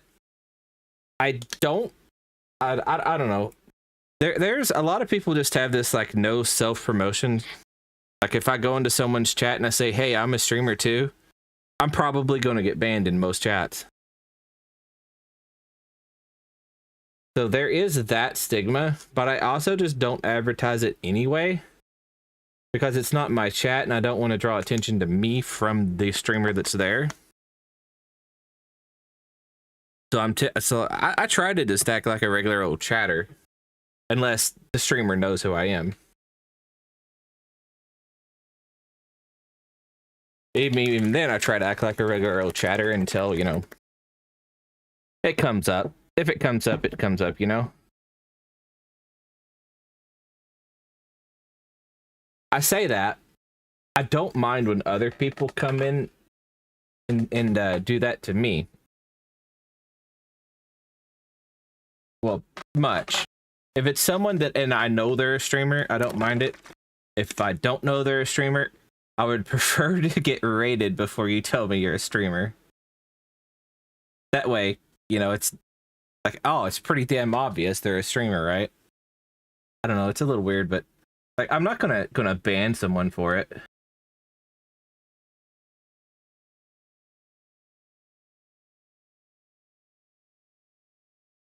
But if it's someone I know, like you could drop a link to a video that you have in my chat, and I'd just be like, hey, let's watch it. I actually, at one point, was doing shit like that, but like I would send it in DM, not in chat. I never really sent videos like that to anyone with the intention of like having them watch it on stream. Usually I'd just be like, hey, check this out after stream sometime. And well, Drent's, to being the sweetheart he is, anytime I'd send him a video, he'd usually watch it right away on stream. Drent's is a big sweetheart.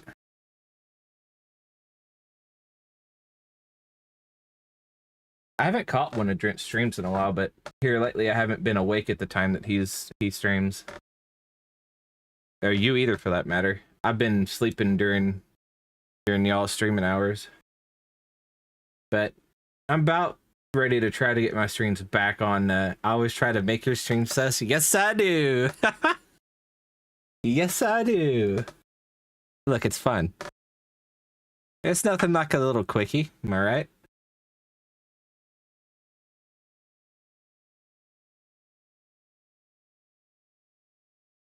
I wish Toph would have turned out better than it is. Toph was so good back then. Back between 1.0 and like 2.2. Toph was just great. But it's like, I think after Fenrir release is where it kind of started, but like, add Lon on top of that, and then also Icarus and Fiona, it kind of became unrecoverable, especially when they started adding those extra things to weapons in 3.0, like Liu Hua's, like if you hit something, it causes a big damage wave. Or like with Yulon, when you do a discharge, it causes a wave of damage. With Zeke, you do a skill, it just causes a big dot. Mimi was also a non-hit like Liu Hua. All of those things. 3.0 was a lot of fun, but it just slowly became unrecoverable.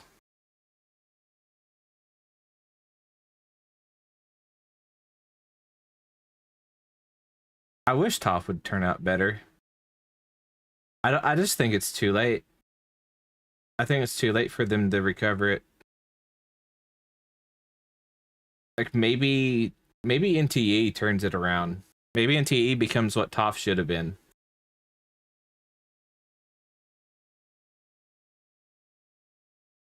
I would actually love that, because NTE is also a heavily anthropomorphic game, like Arknights is.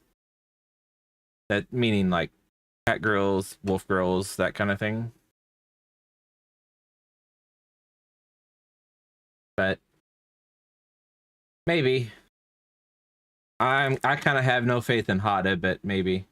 Now, the thing coming up next week, Duet Night Abyss, they actually accepted me into their creator program. So I have creator program and beta access. So next Thursday, we're going to be streaming DNA and seeing how that goes. I've been really looking forward to DNA since like that initial... When the fuck was that first thing released? Hold on. Duet Night Abyss.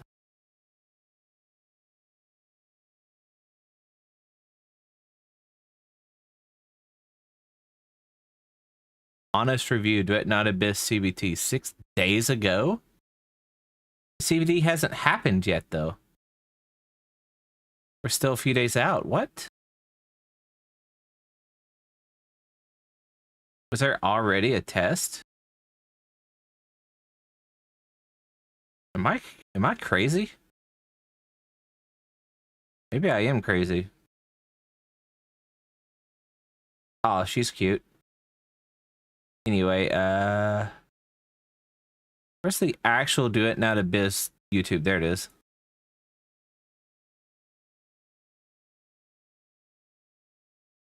This is the only one with a little bit of red on it. Like, I've watched this a couple times. When was this released exactly? October 19, 2023. A year and a half ago, thereabouts. I've been looking forward to this. I'm very excited for it. I'm really excited to look at the beta. Actually give a good... To be my first beta. I've never been in a gacha beta before. So I'm very much looking forward to it. I will be making content out of the beta. Anyway, I got my drink here. I can finally hydrate.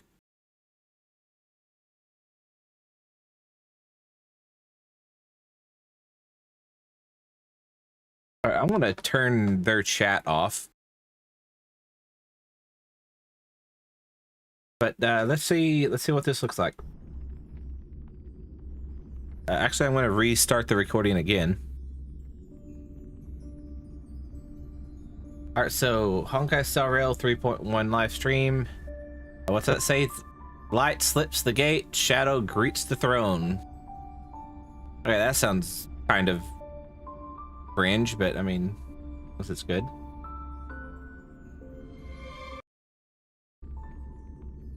All right, let's go. What do you got? This program is sponsored by Lady Aglaya. In the legends beginning. So do we have to have this program's E1 to get anything out of it? I'm sorry, I'm not gonna stop shitting on that requirement to get her E1. I'm not. I hate that you have to get her E1 to make her usable. Hate it. The world was just a lump of flour. I wanted her so bad, and then I gave up trying to pull her because I had to pull her twice. From the dough.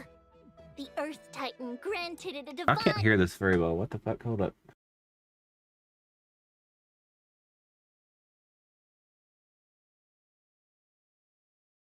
Alright, let me start over. I couldn't hear it. In the legends beginning, the world was just a lump of flour. Then the gods cast yeast into it, and Albert was born from the dough. The Earth Titan granted it a divine body, and the reason So my day's Titan cooking. bestowed What's he it with cooking? thought. Add in rich emotions. So we got versatility, riches. fatigue, and dignity. And don't forget a pinch of mischief. Kirby's adorable. After that, the Romance Titan transformed into golden butterflies, gently touching their chests to grant them the ability to love. There is no word for romance in the Kremnoan language. Is that so? I heard Nikador once failed in love and even got into a fight with their rival. Huh? That's just a baseless slander, a wild tale meant to tarnish Nikador's name. Oh, Look how Dee, fast he got this defensive. story He's like, is quite we do well not known. have romance in my country. Meanwhile, people exist in his country, so clearly there's romance somewhere. I mean, you know how people come to exist, right, brother? You ain't gonna have people without some kind of romantic relationship. I mean, I guess unless everyone's just having platonic fucks. I don't know. Oh, and an Akuma. Lady Trebios, let me explain. Nikador is not that kind of titan. Uh-huh. So, the first bird was born. Albie, do you like this story? This Amphoria's place. Maybe I shouldn't have come. On such a romantic day, why don't we raise a toast to all I am the pretty love sure, and by the way, that literally all of these are VTubers. They are acting like VTubers, like people controlling VTuber models. Even the little shit here, to a lesser degree. beauty in the world. I wonder if that's actually what they did, or if they, or if it's just actually just animated. It might be animated. Catch up to what fate has in store for you. Okay, this is awesome. Let me have the honor Yo, Dark Mighty. of lead in this battle.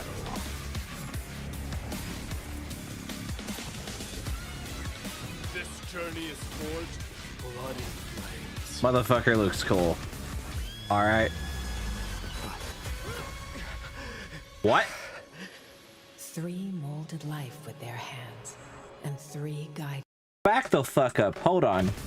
This journey is forged blood and flames. That's fine on.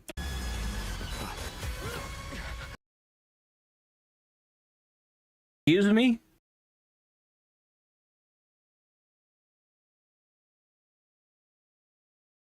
I'm sorry, what the fuck is this? Why fine on shoving a sword through Mighty's gut? Like, what happened? 3 molded life with their hands, and 3 guided Calamity's gate. 3 carved the heavens and the earth. 3 wove the threads of fate. Hello, we are Treeby. Okay, stop right there, stop right there. The way they just told you what those titans do, 3 did this, 3 did that, 3 did this, 3 did that. That's a very quick, upfront, short and simple way to tell you what kind of titans there are. I like that. That's a good step toward showing and less yapping. And let's just back up a little bit more. As they were telling us that. The fuck, how'd I get that far up? Whether or not Where was I?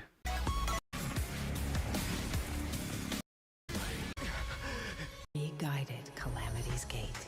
3 carved the The heavens and visuals the here are spot three on wove too. the threads of fate. Hello. Like those actually make me feel like we're learning something. Fighting the West Wind. Kirby's cute.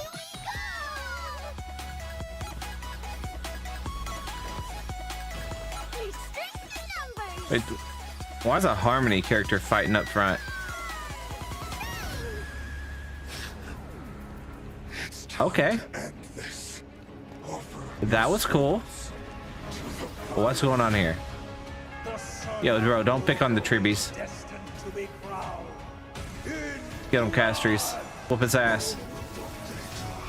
Suck out his soul. No picking on Tribby. Wait, hold on. Did they just...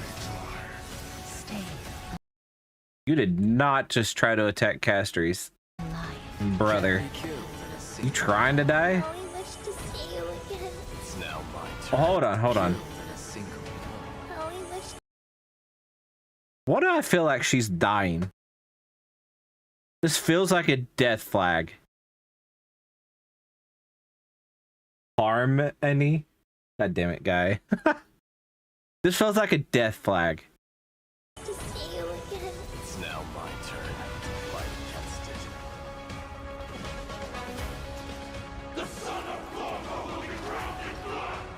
Oh my. So Mighty turns evil? Well, sorry, we already have these. I'm watching this way after time. How long do they leave this shit up? Good afternoon or not. Woo! And whether or not your world has a day-night cycle. Good morning, good afternoon, and good evening. Welcome to the version 3.1. I like this out. He's like, your world doesn't have a day-night cycle. Fuck you. Good morning. Gate Shadow greets the throne. Special program. I'm your host, Albert. First, let's have Aptly our named, esteemed by the way. guests introduce themselves. Hello, everyone. We're Treeby. I am Mighty, the successor of Kremnos. Greetings, everyone. I am Aglaya. Once again, a warm welcome to our Chrysos heirs. Your golden presence has made this special program shine even brighter. You flatter us, Mr. Albert. By the way, how did you come to Amphorius? Did you travel here with the two Trailblazers by any chance? Oh, The two Trailblazers, so she's including Don Hung. By the way, is this meme? Is this Mim? This looks like Mim. it's a long story, one for another time. For now, let's just say that in Amphorius, it'll be my duty to host this special program for everyone. Welcome, Albie. Even though today's program has just It looks like begun, Mim. it feels like we've already revealed a lot about the new version, haven't we? Oh, how so, Treeby? Look, the version title, Light Slips the Gate, Shadow Greets the Throne, combined with the trailer we just watched, makes it clear that Dee will really shine this time. If that's the case, Lady Tribios, then as a demigod of Yanis, the Passage Titan, you must also play a key role. Patience, everyone. Whether this is true Tribios. will all be revealed in the Trailblaze mission of version 3.1. So in the last chapter, Okay, I Eudor's see the core cat flame creatures. was retrieved, and now another Chrysos heir, Finan, faces the Titan's trial. With the arrival of the Trailblazers, the Flame Chase journey reached a major breakthrough. Together, the Trailblazers and the Chrysos heirs reclaimed Nikador's core flame. Afterward, Finan resolved to undergo the trial to ascend to demigodhood and inherit the divine power of strife. But as Nikador once murmured to Snowy, your will wavers. We're worried that Snowy's inner turmoil might affect his performance. There's no need for undue worry, teacher. On the Flame Chase journey, the Chrysos heirs support one another. Even if something unexpected happens to Finan, we've prepared contingencies to ensure the trial proceeds smoothly. Oh yeah, what Impressive kind of as always, contingencies? Aglaya. You gonna fucking wrap him up in threads and threaten him too? Huh? You gonna make him do your fucking lie detector shit? Ever so meticulous. As you all know, the Flame Chase journey is still pressed for time. With Nikador's core flame reclaimed, it's time to plan for the next one. Does this mean we're going to battle another Titan? Hey, not all core flames need to be reclaimed through violence. In version 3.1, our great hero, the Trailblazer, will act as an envoy, and along with their companions, set off for the Grove of Epiphany to continue our journey. The Grove of Epiphany is a city-state that worships the Reason Titan. So, new area. Citizens. It's a cradle of knowledge for Amphorius, and maintains a good relationship with Akuma. Besides researching phenomena such as the Black Tide and the Titans, they also provide academic research support for the Flame Chase journey. According to legend, at the dawn of their existence, the Reason Titan, Circes, descended in the There's a form of face in that giant tree. sacred tree.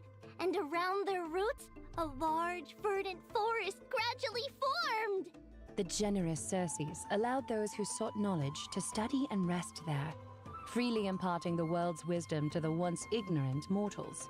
Under their guidance, humanity built courtyards within the forest and established schools, which eventually evolved into the Grove of Epiphany we know today. This place looks pretty Looks cool. like Circe I think is I'm our gonna like next it. Target.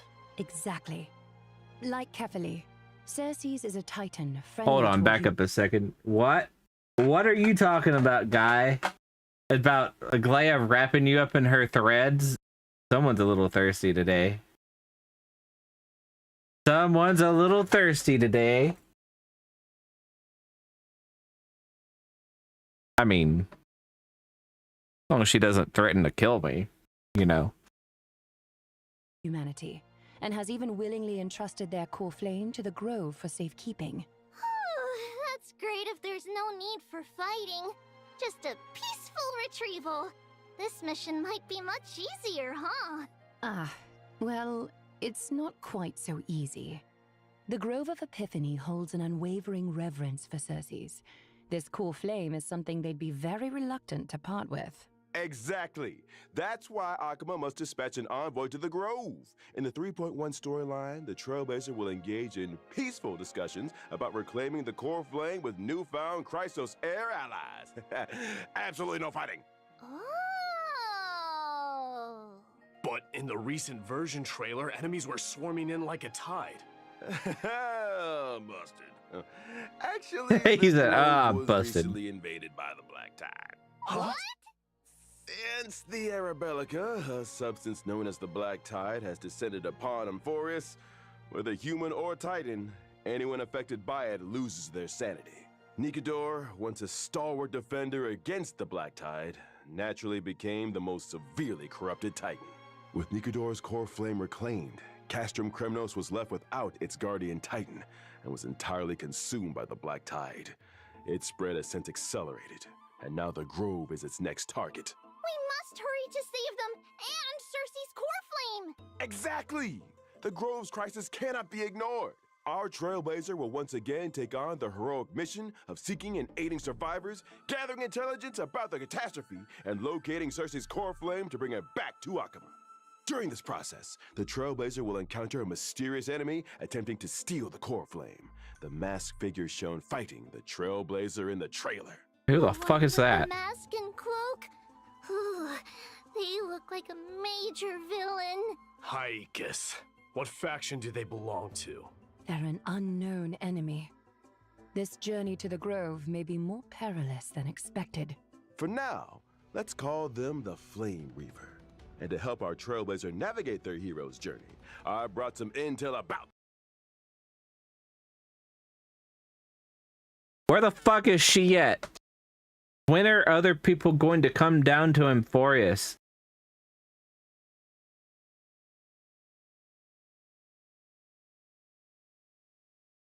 What the fuck, bro? The end of 3.0. Welton Sunday went and interrupted Herta while she was trying to contact the droid head. But we actually haven't gotten to see her or the others on Amphorius yet. And they still haven't talked about it here. This Flame Reaver. In battle, the Flame Reaver can summon clones to fight alongside them. Things of These Truby, clones Herta, can and launch joint Thirda. attacks with the Flame Reaver. Sounds like a Moreover, fine team. The Flame Reaver can absorb these clones to gain buffs. Consuming these buffs allows the Flame Reaver to unleash even more devastating attacks. That may not be a problem for me, but an enemy using clones to fight will surely challenge the Trailblazer. In combat, the Trailblazer must quickly eliminate the clones to prevent the Flame Reaver from launching joint attacks or gaining enhancements. Honestly. Who does that sound like? Anyone remember back when we were in like 1.5 or so? The Trailblaze continuance on Eurilo 6 with Topaz? The IPC captain had his team, and he would get performance points from him. There's also another one. The robot, but it was corrupted by the Fragmentum. If it would absorb the little ones, it would get a buff. This ain't new. I sometimes wish I had clones to help me manage life. Be careful what you wish for. More clones might mean facing more trials and challenges. Speaking of trials, I've always been curious about the trial required to ascend as a demigod. Lady Trebios, you were the very first demigod and therefore first Chrysos heir on this land to pass a Titan's trial. What exactly did you go through when you received Yanis's core flame? This is a bit embarrassing to say, but we really can't remember those events from so long ago. It happened during the Era Chrysia. For the people of Amphorius now, it would be considered ancient history. That's okay. With the Trailblazer around, anything is possible. In the main storyline of version 3.1, A the Trailblazer with time will travel harness power. The power of Oryx to stir up ripples of the past, guiding everyone to revisit that piece of history. We've returned to Treebe's homeland and show everyone the abyss of fate in its prime. Some long-buried secrets from the Era Chrysia will also be unearthed, becoming clear bit by bit. All right. So As long as they this tell the is story what the properly. abyss of fate looks like in its heyday. Nothing like the desolate state it's in now. That's right! In the distant past, the Abyss of Fate was a city called Yanisopolis. It was Amphorius' sanctum of prophecy, the ultimate destination for all pilgrims, and the place where the three Titans of Fate revealed their divine miracles. It seems we'll have the chance to learn how humanity's first demigod came into being. Exactly. But let's leave it at that for now. Trailblazers, uncover this story for yourselves in the main storyline of version 3.1 and learn about Treebe's past. Now, Yeah, what let's day is take a this look going to at be? the Treebe of today. Like 2 weeks, right?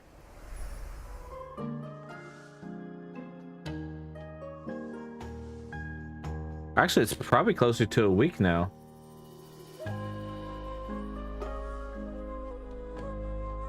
The Tribbies are just adorable together.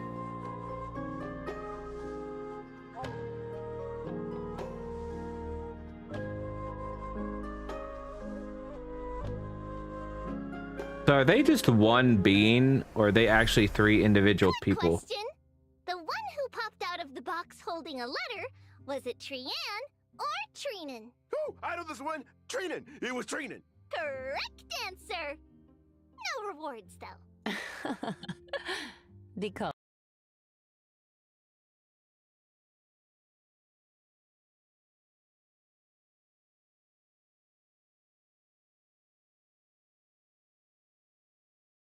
Hold on a second.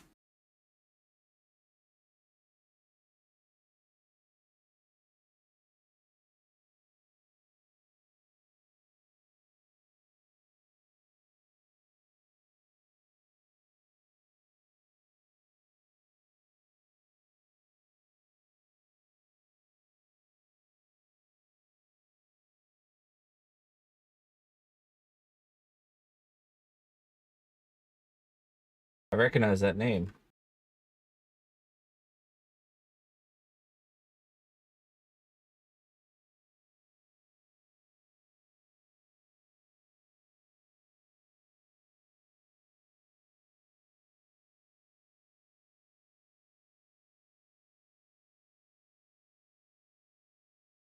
Yeah, she's had a bunch of parts.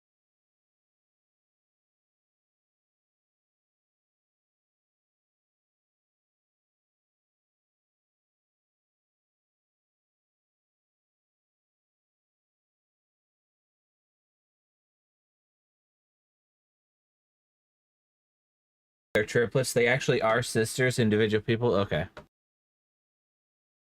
They look so alike. My teachers often have people unfamiliar with them play the guess who I am game in daily life. The one who suggested this game, could it be Trian?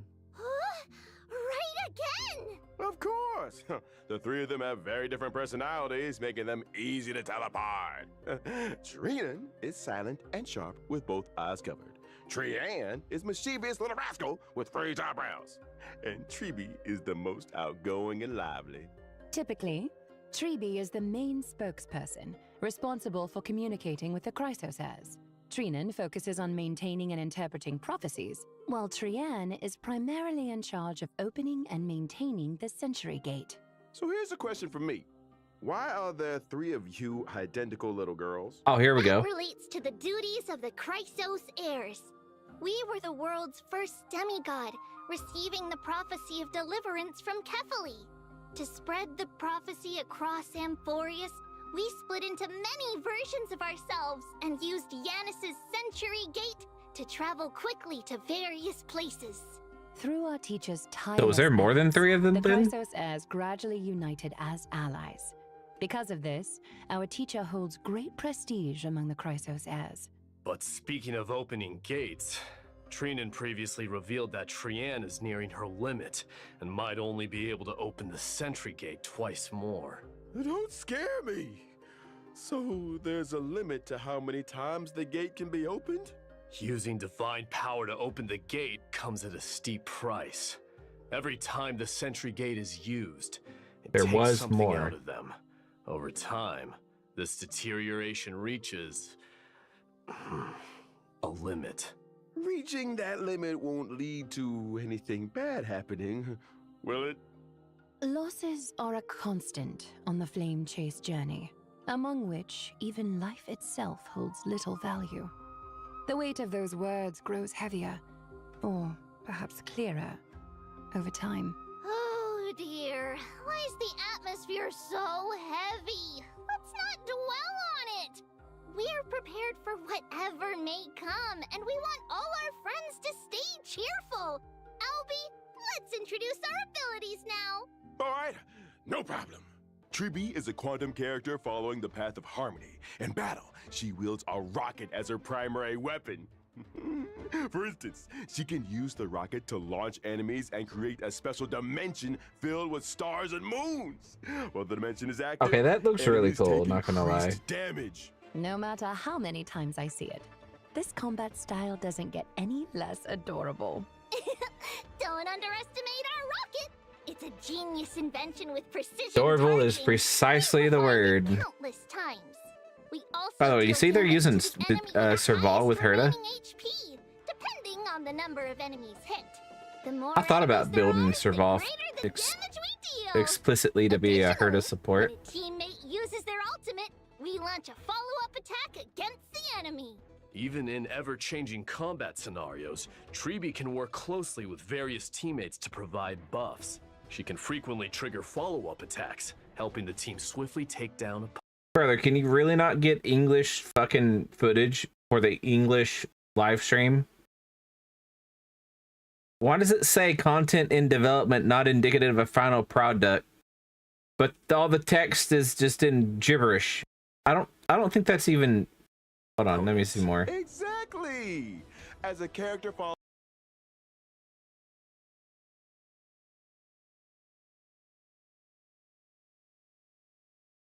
That's not in Moon Runes either. What the fuck even is this?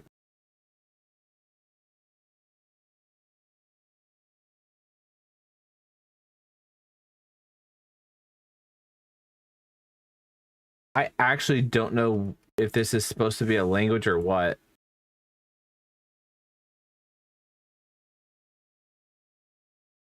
You think it's Thai?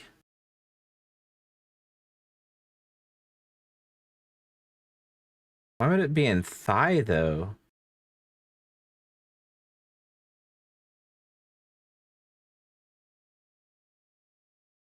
We're gonna try something real quick.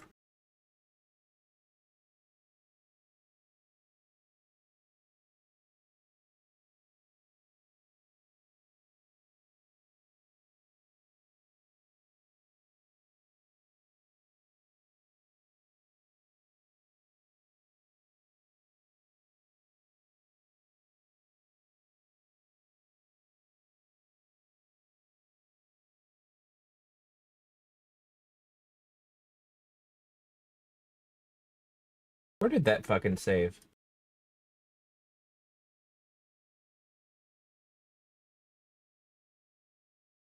There it is.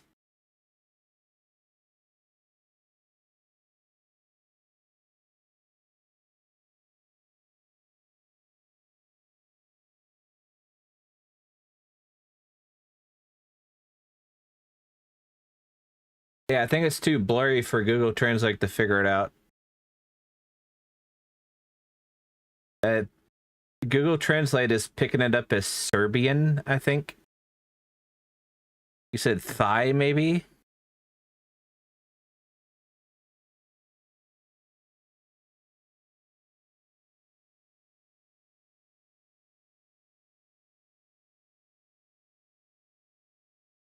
Yeah, I don't think it's clear enough for the translator to tell.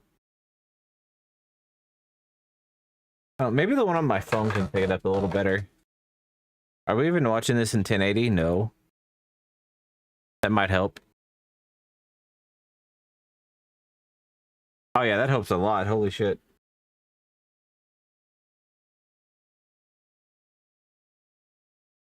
I'm just gonna do it on my phone.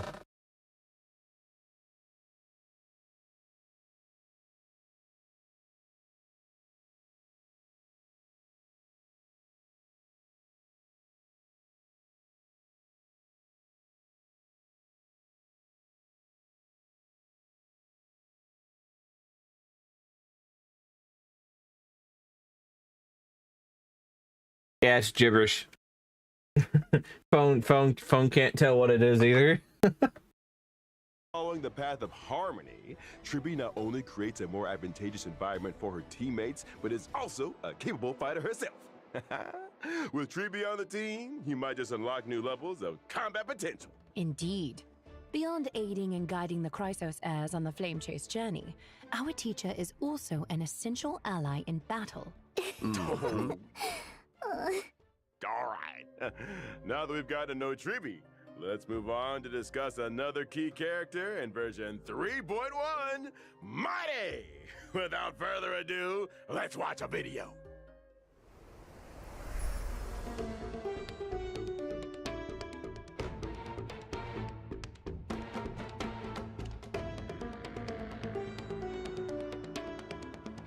Man is fucking hot.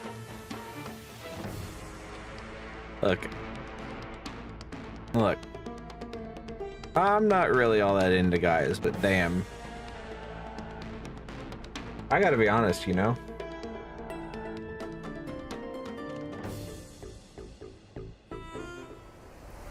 Okay, that last animation was fucking cool. Crown Prince of Kremnos, warrior of Akama, a lone lion, a You know, man. actually, hold on a second. Now that I think about it,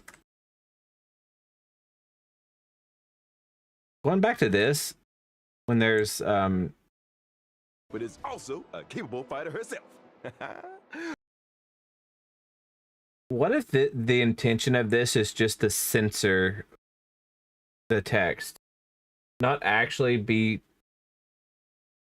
tell you something in any particular language, but actually just meant to be gibberish, so that you can't find out what it's saying.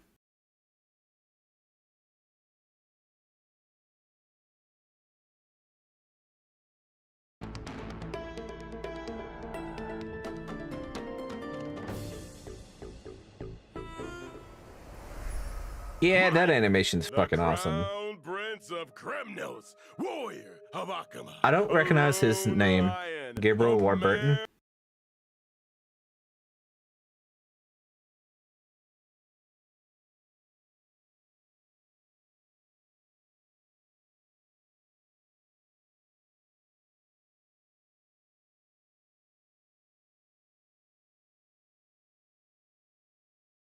Not much to go on.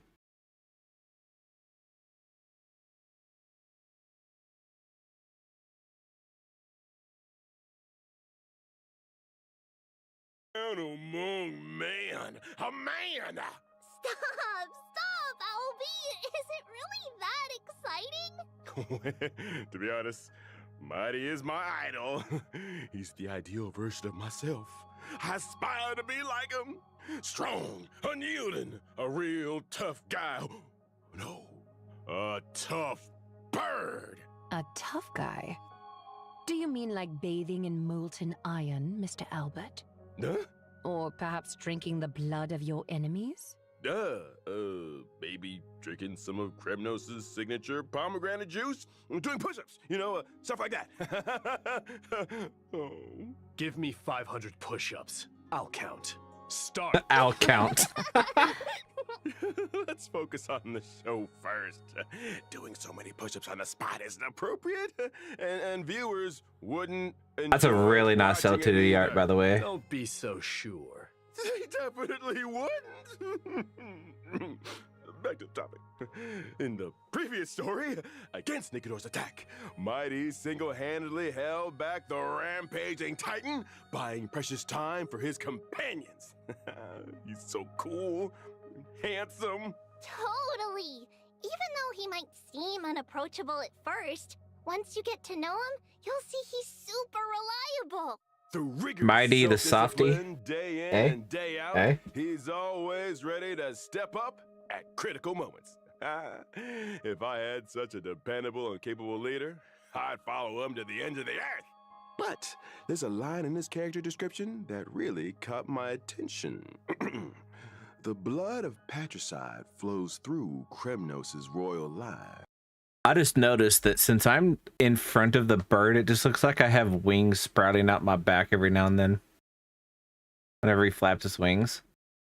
Ooh, sounds like Mighty bears a heavy past.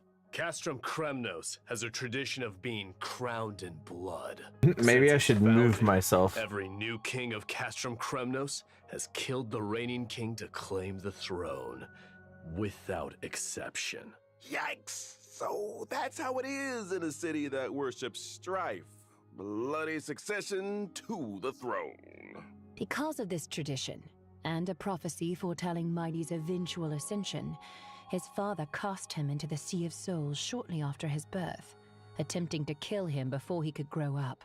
That's so cruel! How could he bring himself to do that? But, in the end, Mighty returned to Castrum Kremnos with an immortal body. He led the discontented citizens of Kremnos away from their mad king, wandering the lands and waging war until I'm gonna he just chill joined right the here. Flame Chase journey. What doesn't kill him only makes him stronger, huh? But why did Mighty refuse the core flame of strife and give it to Finan instead? With his combat prowess, if he accepted it, he'd surely become the most powerful demigod, an unstoppable force on the flame chase. Strife, slaughter, glory.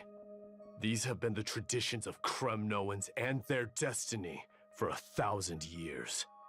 But is this destiny truly what the Kremnoans deserve? I refuse to let such a bloody tradition continue.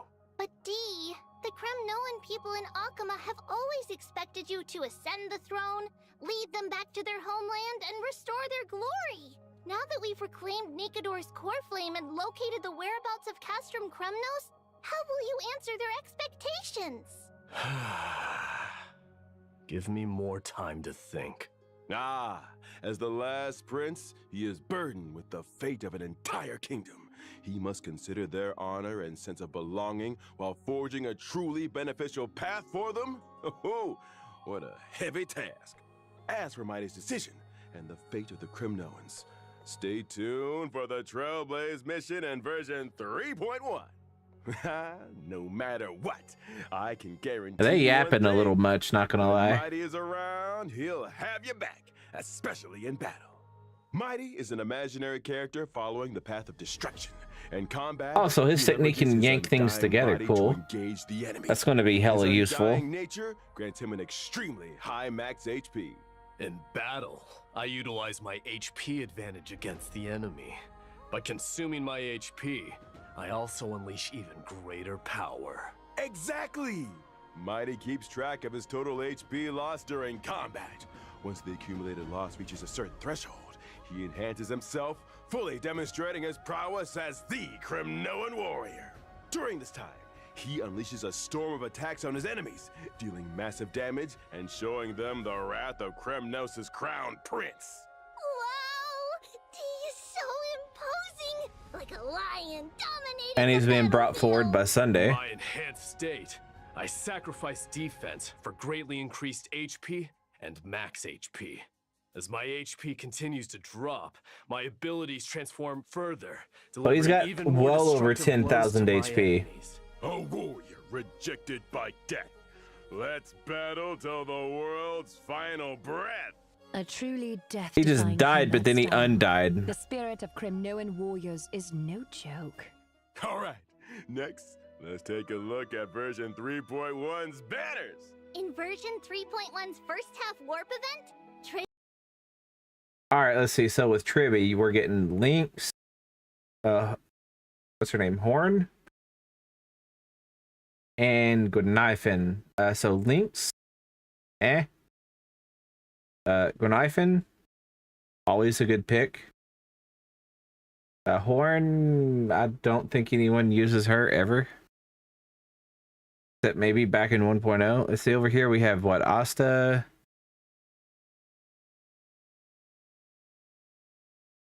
Is that Topaz?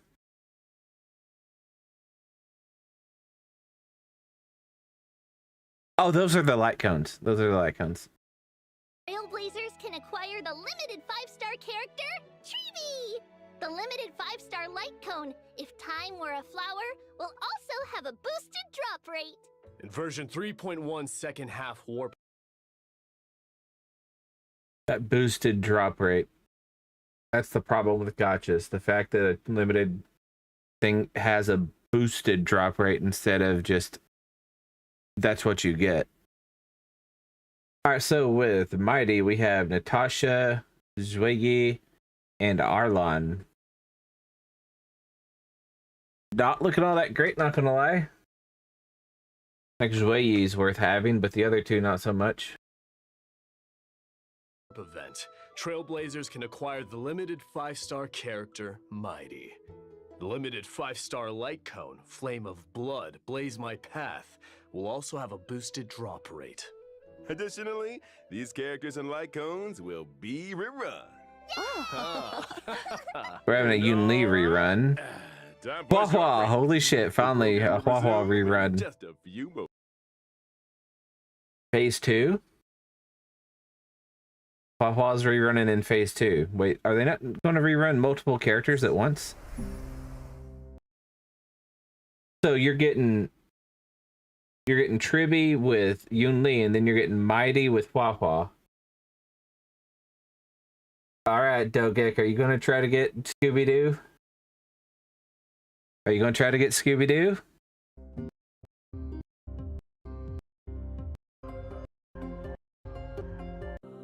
Coming. Welcome back. Now let's take a look at the new content coming in version 3.1. Divergent First, Universe. Let's the go. Divergent Universe will introduce a brand new research topic related to Amphorius. Divergent universe? What's that? Oh, right. Mighty, you might not know yet. Simply put, it's a study on mortals and... That's a light cone. I see a light cone right there. Is Herta Shop getting a remembrance light cone?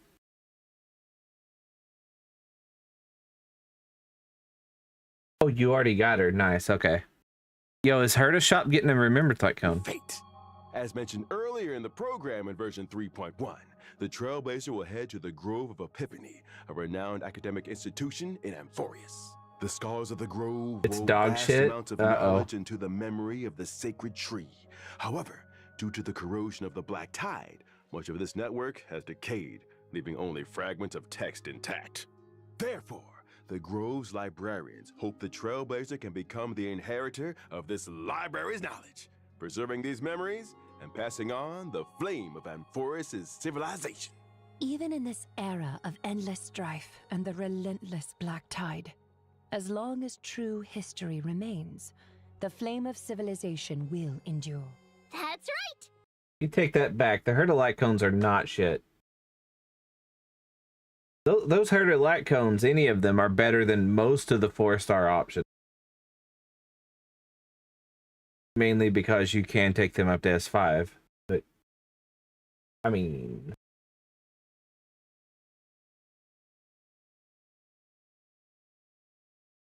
I think they're all just fine. Like, I used the preservation one on Fujuan. Actually, I forgot what the other ones are. I used the hunt one, I think, on Beijao. I don't remember what they all are off the top of my head, though. The Grove not only collects myths and histories of Amphorius, but also records the Trailblazers' journey. Didn't say all, by the way, though. Like I said, Integrating Titan most. technology, they've created Divergent Universe Protean Hero. Since it's Titan technology, And they're it's bound easily to be distinct accessible. from the Divergent Universe the audience is familiar with. Whether or not your world has a day-night cycle, in Divergent Universe Protean Hero, you must have one. Oh. This time, the battles revolve around the day and night system. First, each battle alternates between day and night. These two states bring different boosts to combat, and additional effects occur during transitions between day and night. Well, At that the start of sounds interesting. exploration, Trailblazers must choose the state that best suits their team's traits. As exploration progresses, after entering a certain number of domains, Trailblazers can also select a day and night blessing, known as Golden Blood's Boons. These blessings take effect during the corresponding state. Trailblazers can choose different branches of blessings to further enhance combat effectiveness in specific states. The figures appearing on the day and night blessings look so familiar. Why is that? Indeed. This is also Titan technology and another highlight of Divergent Universe Protean Hero. The new day and night system and its blessings are closely tied to the Titans and the Chrysos heirs. In version 3.1, Does this mean that since it's a Divergent Universe update based on Amphorius, does this mean we actually get to see Herta doing something? Divergent Universe, 6 types of Titan Odes will be available for Trailblazers to experience. More will be introduced in future versions.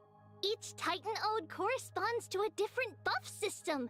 Trailblazers just need to select the most suitable Titan Ode for their team to tackle challenges with. So it's like the path system and the others, where you can get the nihility buffs and etc. in all the other in Divergent Universe and everything else. Wait, this is Divergent Universe. Hold up. I was thinking a noble domain. Either way, are we going to be seeing her to do something? With ease. The Grove's Divergent Universe offers the most authentic Amphorian experience. Clearing the Divergent Universe also rewards Branch of Rights.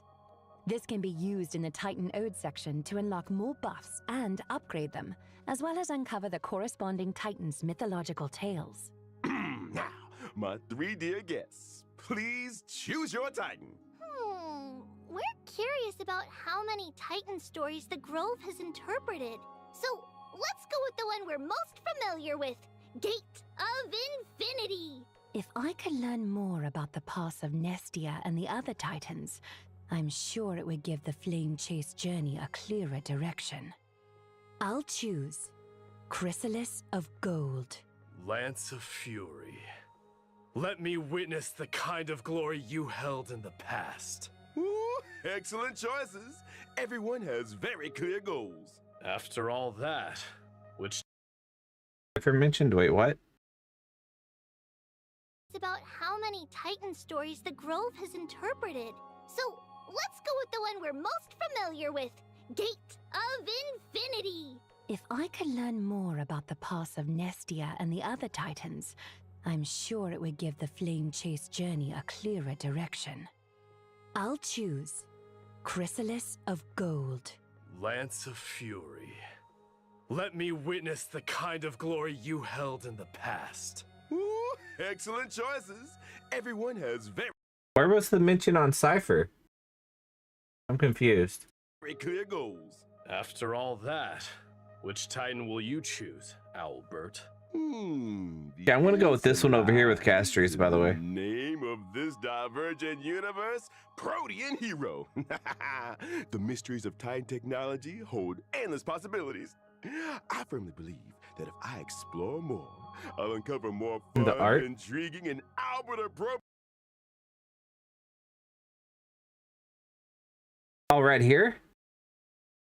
I guess I know who I'm gonna be picking. A clearer direction.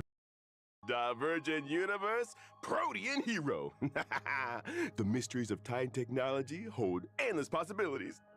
I firmly believe that if I explore more, I'll uncover more fun, intriguing, and Albert-appropriate ways to play.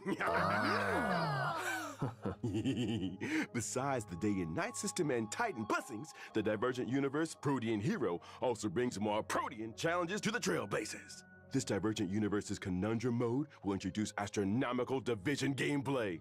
Although heroes have countless facets, No matter their nature, they all make choices to climb to higher peaks and experience more intense battles. But for novices like me, who are unfamiliar with the divergent universe, what if they can't figure it out? Don't worry. The Divergent Universe of version 3.1 not only includes an astronomical division mode, but also adds a strategy system. Trailblazers can view and apply strategies and even like and save them.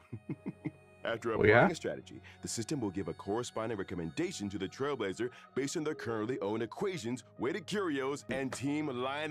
So hold on. What I'm getting from this is you made your shit too goddamn complicated for the average player. So you had to add in a built-in, here's how you do this. We're basically going to play the game for you. You're just pressing the start button.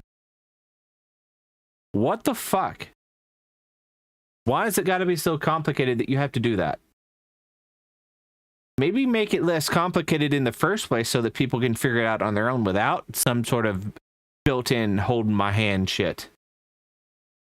If you're having to hold people's hands in your own goddamn game, that's a problem.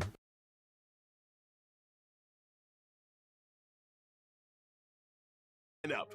Additionally, in the selection interface for equations and weighted curios, the system will suggest. That said, we don't optimal actually know if options. it's that complicated. This way, you can easily follow the guide. But that's and what they're enjoy a implying smoother to me. experience in the Divergent universe. Through Pick the middle one. strategy system, enjoy a smoother Go back, go back, go back. experience in the Divergent Pick the middle one. It's got an icon on the top right. Pick the middle one. Pick the middle one. Pick the middle one. universe. Through the strategy system, you can also jump to an external webpage for more. That's what everyone's gonna be doing information with or that even guide upload shit. Your own strategies. They're just Not gonna see only that and they're gonna pick In it. Divergent Universe Protean Hero, enemy drops will also transform into special materials. Enemy drops. Are you referring to the materials used for...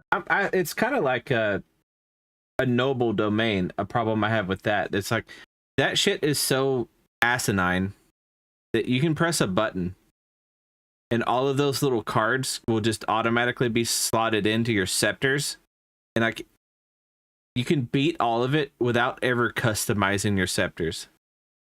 If you want to customize your scepters for fun, sure. You don't have to. You just pick the right buffs and go for it. As long as the buff can be equipped by a scepter and you pick it, you're probably going to do just fine. the character ascension and traces leveling? Correct! When you're short on materials for character ascension or traces leveling, the enemy drops can be automatically exchanged for these special materials! Moreover, this update adds a new exchangeable 5-star Remembrance light cone in Herta's store. Rewards like avatars and full... What does it do? I don't give a shit about the rest. What does this light cone do? 5-star Remembrance Tell me what this light cone in Herta's does. Store. Rewards like avatars and phone wallpapers from Divergent Universe, the human comedy, will also Don't become care. available in Herta's store. What's the light cone do? In addition What's to the light cone do? challenges of the Divergent Universe, version 3.1 also brings What's the light cone do? and adorable events for Trailblazers. First up, let me introduce Hey, the fuck you too, then. Awoo Awoo? Awoo! Firm. What's an owl going to woo for? Species. The awoo here refers to the chimeras Trippy, of Amphorius. Trippy pointed it out. So that's what chimeras sound like. That's right. Chimeras are artificially nurtured, adorable little creatures.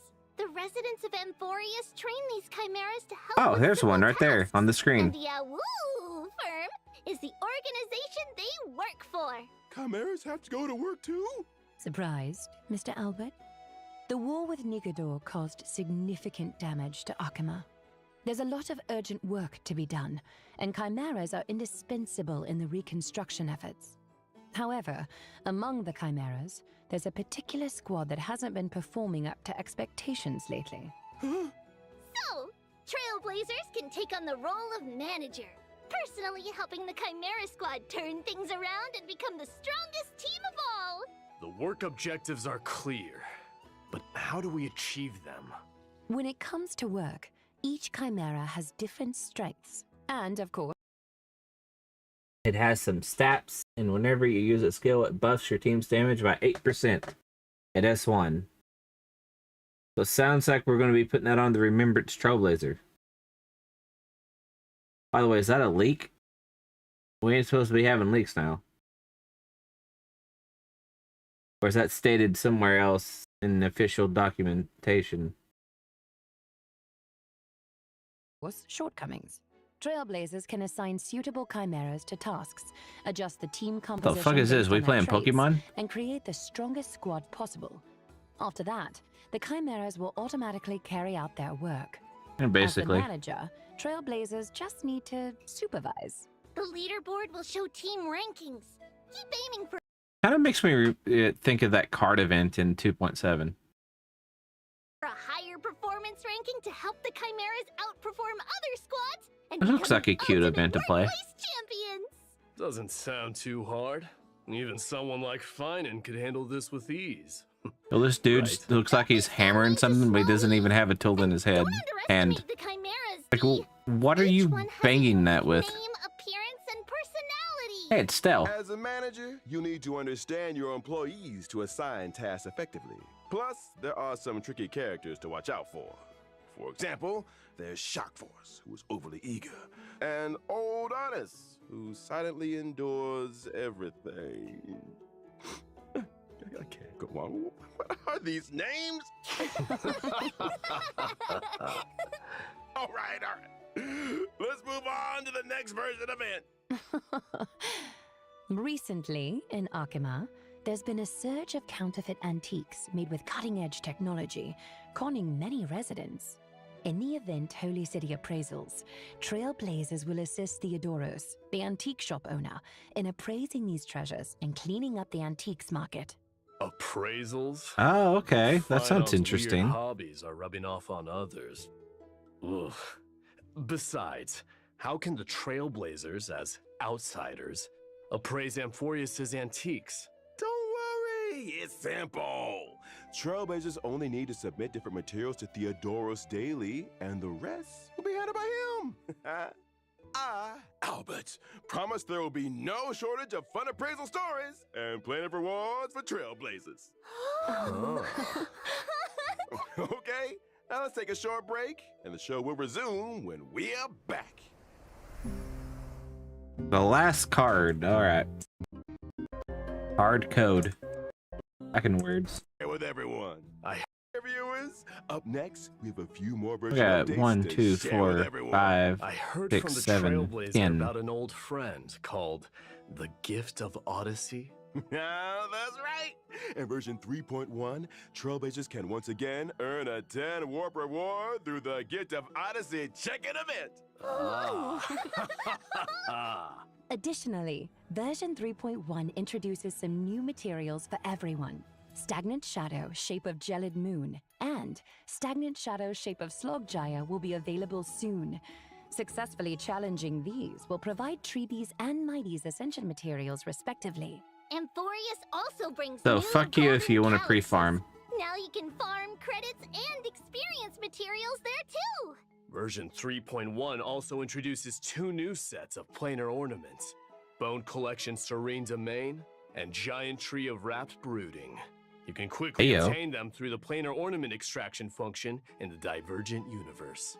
In version 3.1, the planar I would fissure love to and know what they realm of do. strange events will also return.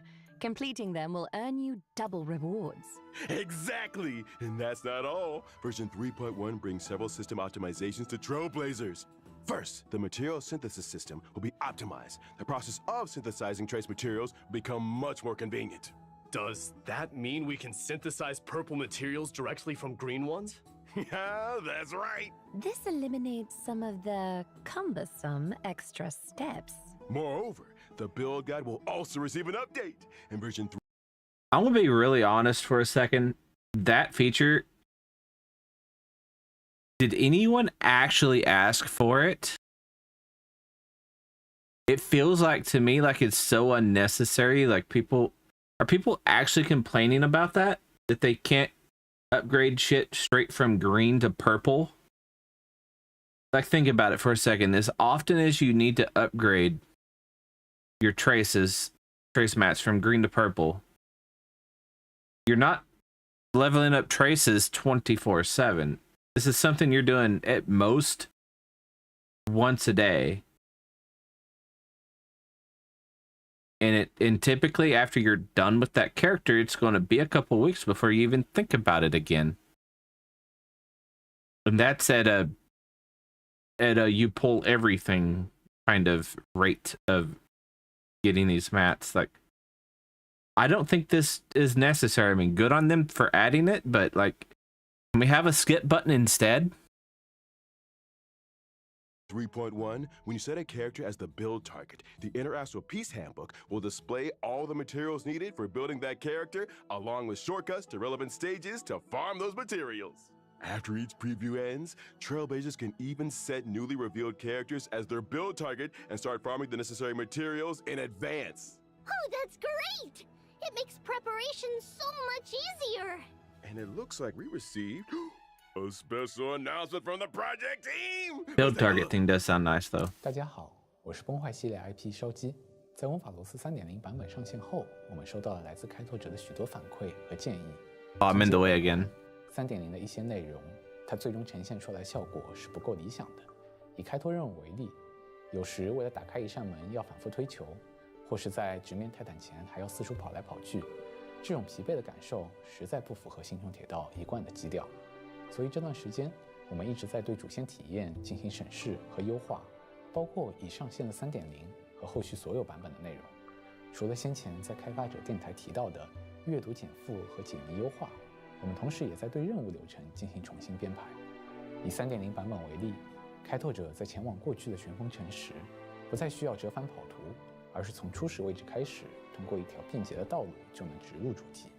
而原本这里的玩法会被安排到主线外，成为开拓者自由探索的选项。当然，还有对白、演出、探索。开拓任务的体验是综合结果。我们会在未来的每一个版本，在方方面面做更细致的打磨，力求给大家带来更好的内容。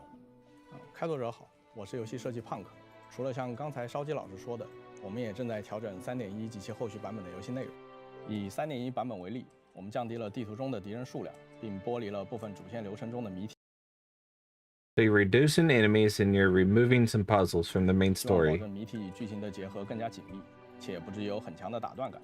在原本的设计中，地图中有几处扎格列斯之手玩法，开拓者需要多次切换操作视角，但其实只是为了打开一条通路。在复盘过程中，我们意识到这样的设计不仅繁琐，也没有很强的趣味性。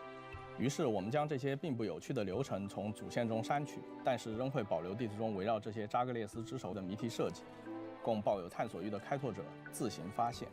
希望我们的调整能让开拓者 That's fine, in my opinion. If you're going to make some of these puzzles optional, like say you can come back and do them after the story, you're like okay, I'm going to sit down and I'm going to do puzzles now. That sounds just fine to me. 更好的探索魔法罗斯，享受解谜乐趣。同时也欢迎开拓者提出更多的建议和反馈。Thanks, Project Team. All right, whew. That brings us to the end of today's special program. Any final thoughts from our guests? I hope everyone enjoys diving deeper into Amphorius' story. We can't wait to create more memories with all of you. May your blade never break, but forever press forward. There are still countless details in Amphorius waiting to be discovered. I hope you'll forge deeper bonds with this world and its people. And of course, there are plenty of chimeras waiting for us to lead them.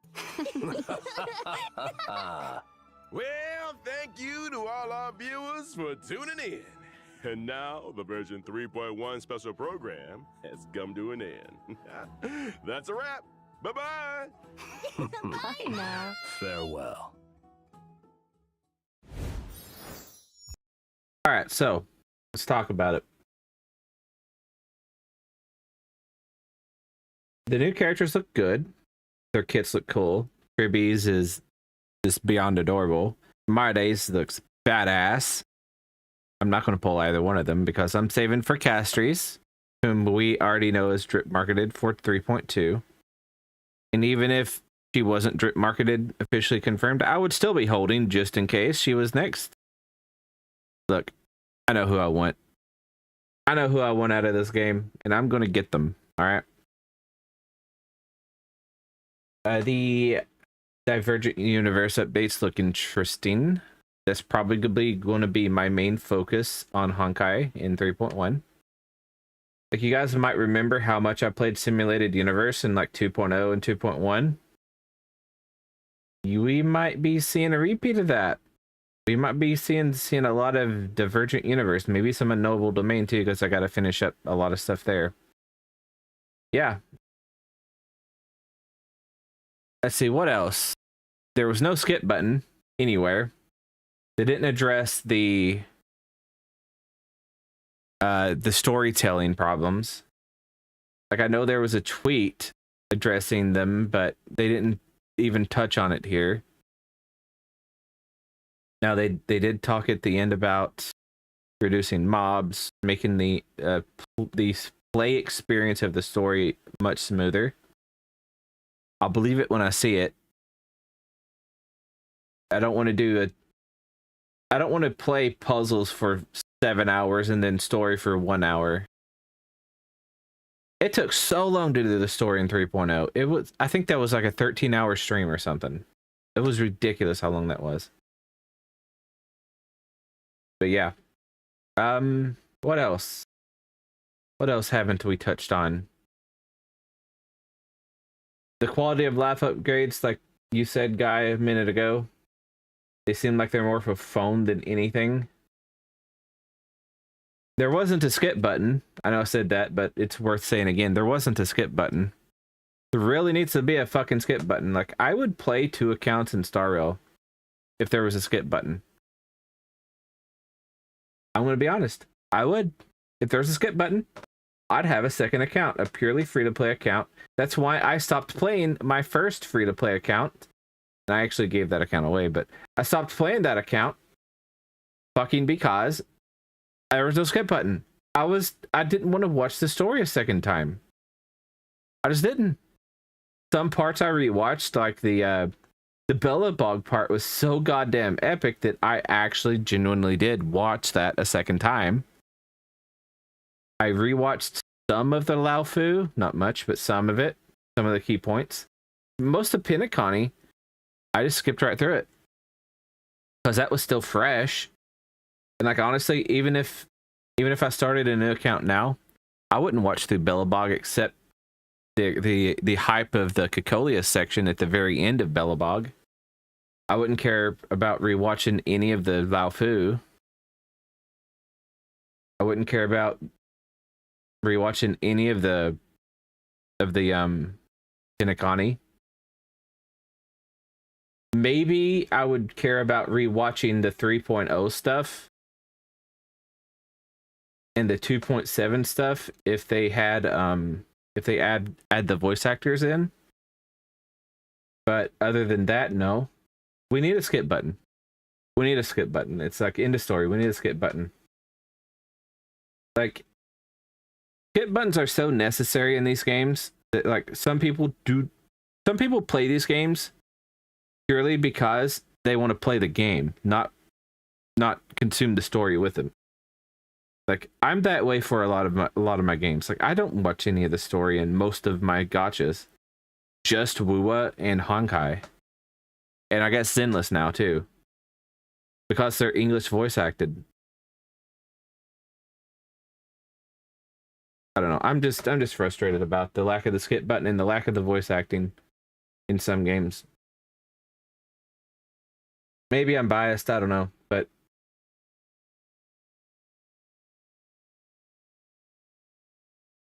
they also didn't touch on the whole part where they're going to buff characters, or if they did, I didn't see it. We just watched that whole fucking live stream, and if they touched on buffing past characters, I didn't see it. Maybe I'm blind, I don't know, but I remember there was a tweet about it recently, the same one where they were talking about presenting the story better. I'm not going to go over that tweet, but it was bullshit. They didn't talk about anything from that tweet in this live stream that I'm aware of. I don't know, man. This not looking good. Not looking good. Yeah. Honkai kind of, it's not the same. Honkai in 1.0 up to about, honestly, maybe 2.2. As soon as we finished the story in Pinakani, now even before then, it's kind of been ass, not gonna lie. They need to do better. They need to do better. It's all there is to it.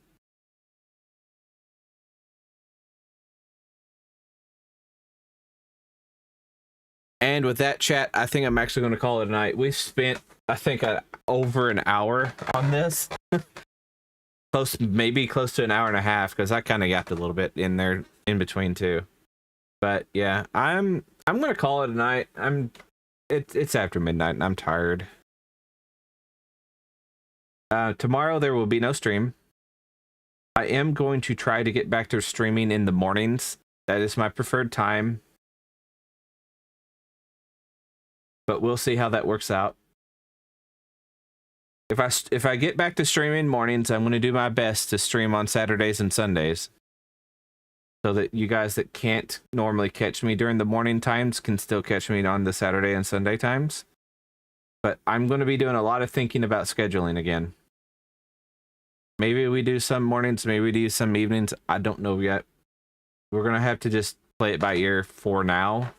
But I'm going to be doing a lot of thinking on it, and yeah, whenever anything is set in stone, you guys will know it before it's actually set in stone, because I am going to be talking about this in Discord with people. So yeah, anyone wants to join my Discord, by the way. Oh, hi Hex, you're catching me at the very end of stream. We're about to end stream. Anyone wants to catch me on any of my socials, there you go. Yeah. I'm sorry, we're wrapping up. We just finished. I was actually just talking about I'm going to try to go back to morning streams soon.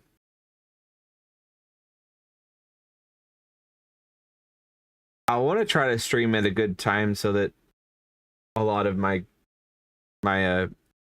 consistent viewers can all catch me, but it's going to be really hard because some of you are American prime time, some of you are other times, like European prime time. Some of you are Asian prime time. Yeah, we're Real Voice this stream. There is an update on my Discord about it, but yeah. I'm gonna head out for the night and hope you guys have a good rest of your night. I'm going to plan to be back Monday. I will post the time. I will also schedule it on Twitch and on YouTube as soon as I know. So be on the lookout for that. I will post. I will have a time by the end of day tomorrow, or by bedtime tomorrow night, when we go live on Monday. But yeah. Catch y'all next time. Bye.